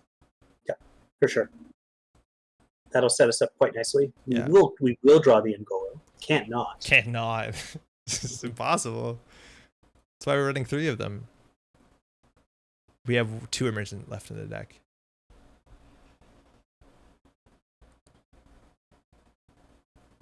Man, this Rozeki has done so much work. This Rozeki has gotten us like 10 credits. Rozeki is ridiculous. Easily.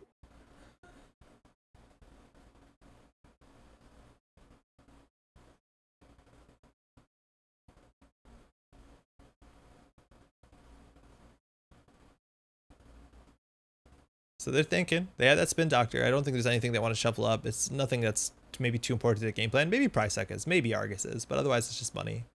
They also have another spin that probably goes back in. Oh, they're going straight for above the law. Oh, I think they're going to just fast advance above the law to kill our resource. Wow. Do you think it's a find the truth, or do you think they just want us to not Earthrise Hotel? This spiteful anti-Earthrise would be really fun. What? Oh, they're just leaving it there? I guess we don't technically know that's what they installed, but still. No, but we're going to find out with our face. All right. I think we just do Gamble and Golo run, right? Yeah. Because we want to have 2 clicks unless if it's double border control, it's a problem. If it's single border control, we're fine.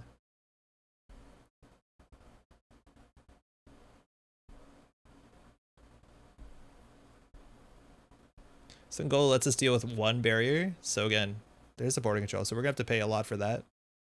But if they pop it, at least we'll get through it again. We'll break both subroutines, I think. Mhm.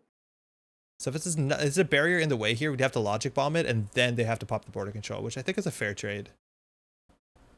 Yeah, I think I would still use the logic bomb if there was a second border control, because they would have spent money, then they would have a weaker server. It seems okay. It seems okay to me.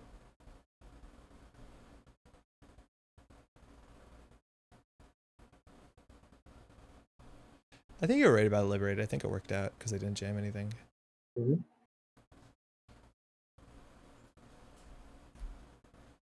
Huh. Okay. That is actually really expensive. So we can take the net damage. Okay, yeah.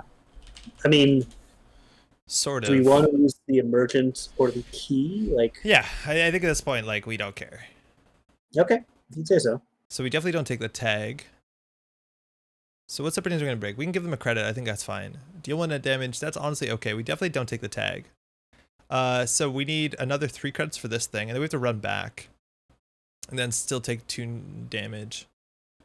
So we have to break the damage. That's probably enough.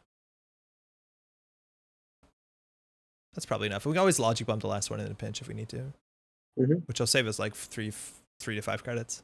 But we won't do it this run because they will. No, definitely not. Yeah, because this loses all your clicks, right? Yeah. It's funny how annoying Vassal actually is on a remote server. Imagine we had our Citadel, like, oh god, we'd be in such a better spot. What a good card.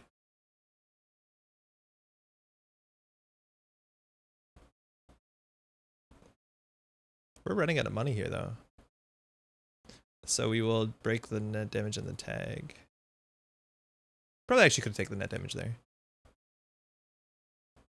I'm okay with this not.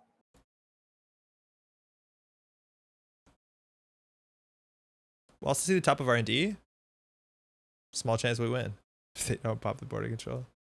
Man, if this is not the agenda, it's gonna be sick. They're gonna have a huge credit lead though. That's like it's a big issue. So maybe they public trail and to start trashing things, but they don't have their Atlas token anymore.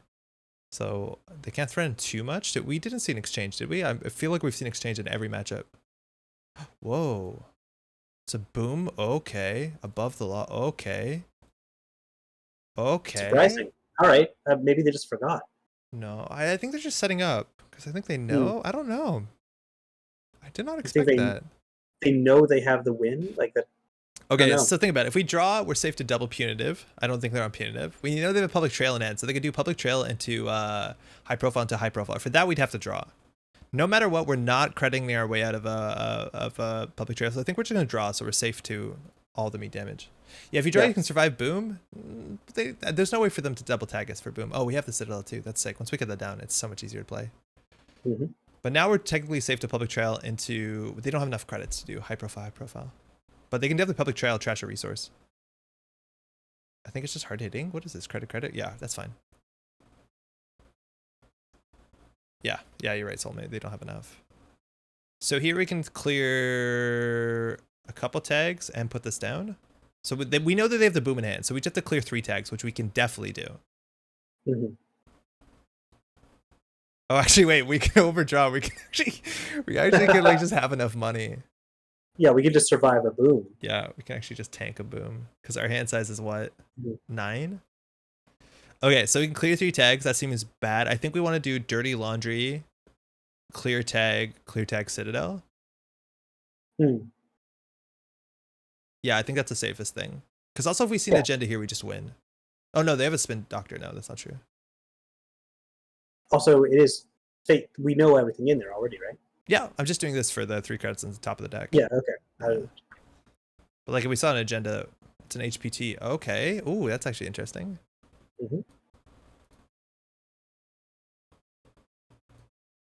So in theory, they could pay into this, but then they have to trash this and boom. So we'll do safety first, I guess, Citadel. So we have to pay 1 to clear the tag. So we kind of overpaid, but assuming that we clear both of the tags, this is just good protection. Because they won't have enough money to trash us and boom us, even if both tags stick. So we're probably only going to pay 1 to clear this tag.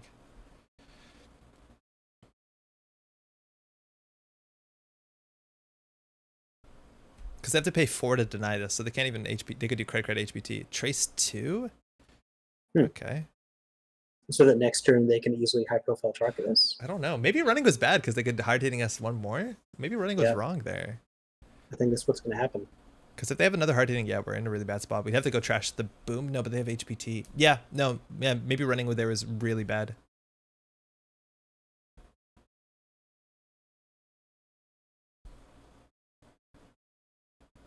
But again, if they want to damage us, they have to trash this first. So HPT is 2 credits, trashing this is 2 credits.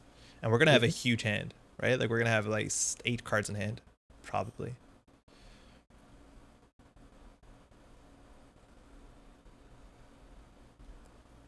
This is where they jam, right? This is where they fork us. That's what I would do, but yeah. Okay, credit, hard to use. I don't know. They might just trash the Citadel. They could do Citadel into like spiteful high profile. I don't think it's that good.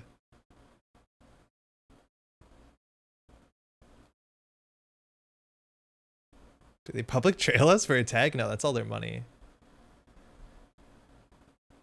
They trashed it. Okay, cool. That's fine. That's fine. I guess he paid 4 for that privilege, whatever. I think they probably just trash find the truth here. No, they're icing up. Okay, so we can clear the tag. Earthrise. Okay. So now the game is crawled to a halt. We'll just do credit, install Rizeki. Yep. This is fine. This is okay. We have bad pub as well, right? Mm-hmm. It's like they're not doing much on 2 credits. So like we know their hand is boom, public trail, high profile target. Like those, half their hand is unplayable. Yeah. For the moment. And they need to jam into this remote. Otherwise we're gonna get daily cast down.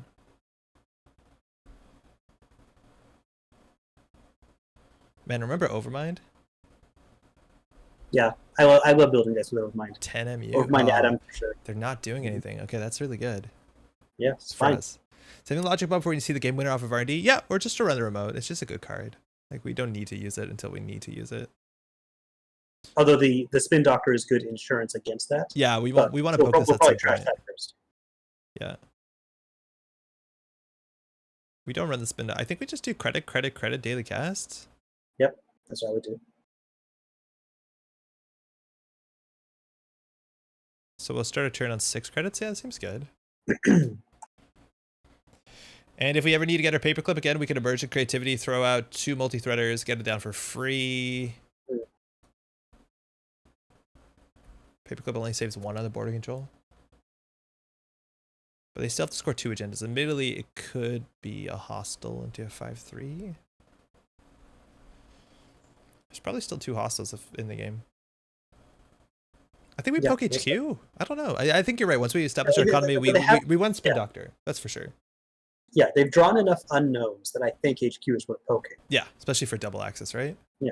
We'd have to trash the boom if we hit it, but that's probably fine. The other option now, like if they don't jam, we're going to be on 6 credits. I think we just hit the liberated button. Yep. Or you can put down other daily casts. I don't know.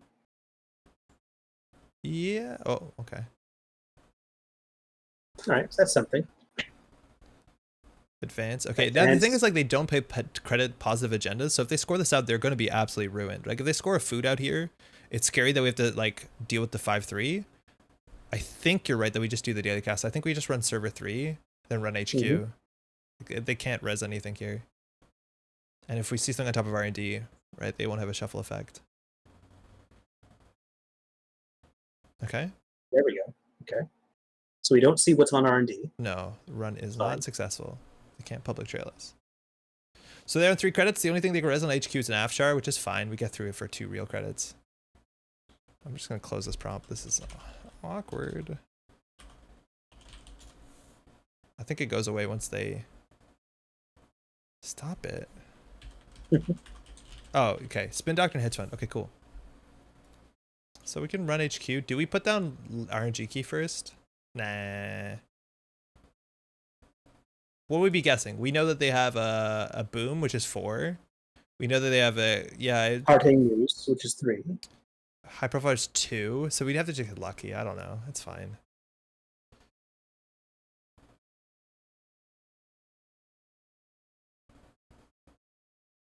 Oh, they also have 4 on public trail. So actually, no, 4 is the best guess. Yeah, Philip's saying public trail is also 4. There you go. It's an app share. I called it. So now they can't really score out unless it's an NGO front, which would admittedly be awkward. So we can only break one subroutine. In theory, we could end the run and bounce here, but we're only paying 2 to get in because of the bad publicity, so that's fine. And we'll see 2 here. We see the top of R&D as well. Again, they have 0 credits, so if we see an agenda on top of the deck, we win. Hard hitting, okay. Hostile, good game. That's also a game. Cool. And you have Funhouse. Oh, cool. All right.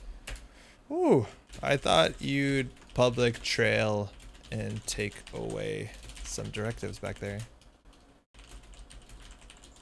That's scary to deal with.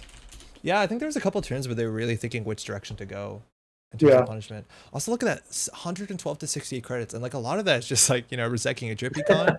Because all their like economy is based off of like, you know, playing government subsidy, playing hedge fund. I guess we gave them 2 credits with Massless, but yeah, if you can just get more economy than them, their threats fall apart.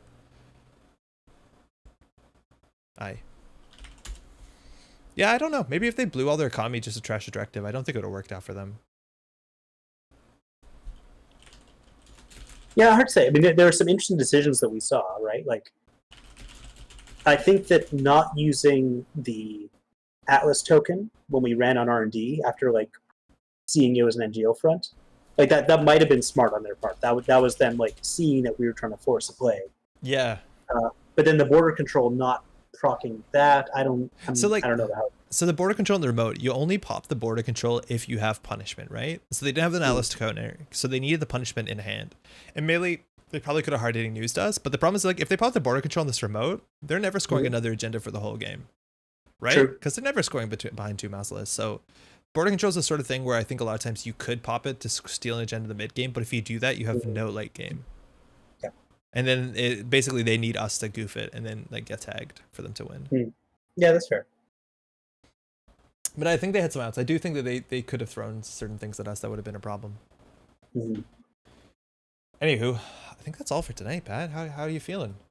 You ready for APAC tomorrow? I don't know. No, I'm looking forward to it. I'm excited to see what, because like we talked about, I have no idea what is actually good in standard right now. So I'm looking forward to seeing what people have been brewing in secret. Yeah. That they just kind of unleash on the world tomorrow. Yeah, it's the exact season where everyone's secret tech comes out and all the stuff that people have been like testing in their groups privately is going to show up. And I'm really excited to see that stuff show up on Netrunner. It's also really interesting to know whether certain groups are going to like show their tier 1 stuff or whether they're going to hold it for like North America's or Euro Africa's, anything coming later, right? Yeah. Wind up asking, is there any coverage of this tournament happening? So Nisei isn't going to be covering it themselves. I think the hope is that there will be community streams, and those should, I think, be hosted on twitch.tv/Project Nisei. But otherwise, if you can go into twitch.tv, you can search Android Netrunner by name, and hopefully whoever's streaming it has labeled Netrunner or has titled Netrunner on the stream, so you can find it by searching Netrunner. So that's the hope. And it starts tomorrow night. Again, all this stuff is on Nisei's website. It starts for me tomorrow night at around 10 or 11 in the evening. Yeah. So check that out. Pat. Cool. Thanks so much for joining me, man. It's pretty late here. I just want to give a huge shout out to everyone hanging out in chat, everyone watching VOD, everyone who played games against. Good games. And otherwise, we'll be back in a week. We'll be in chat, hopefully watching some of them APAC, and otherwise Thursdays, man. Thursdays. All right. Well, good night, everybody. Take care, nice seeing everybody. Ciao. Bye.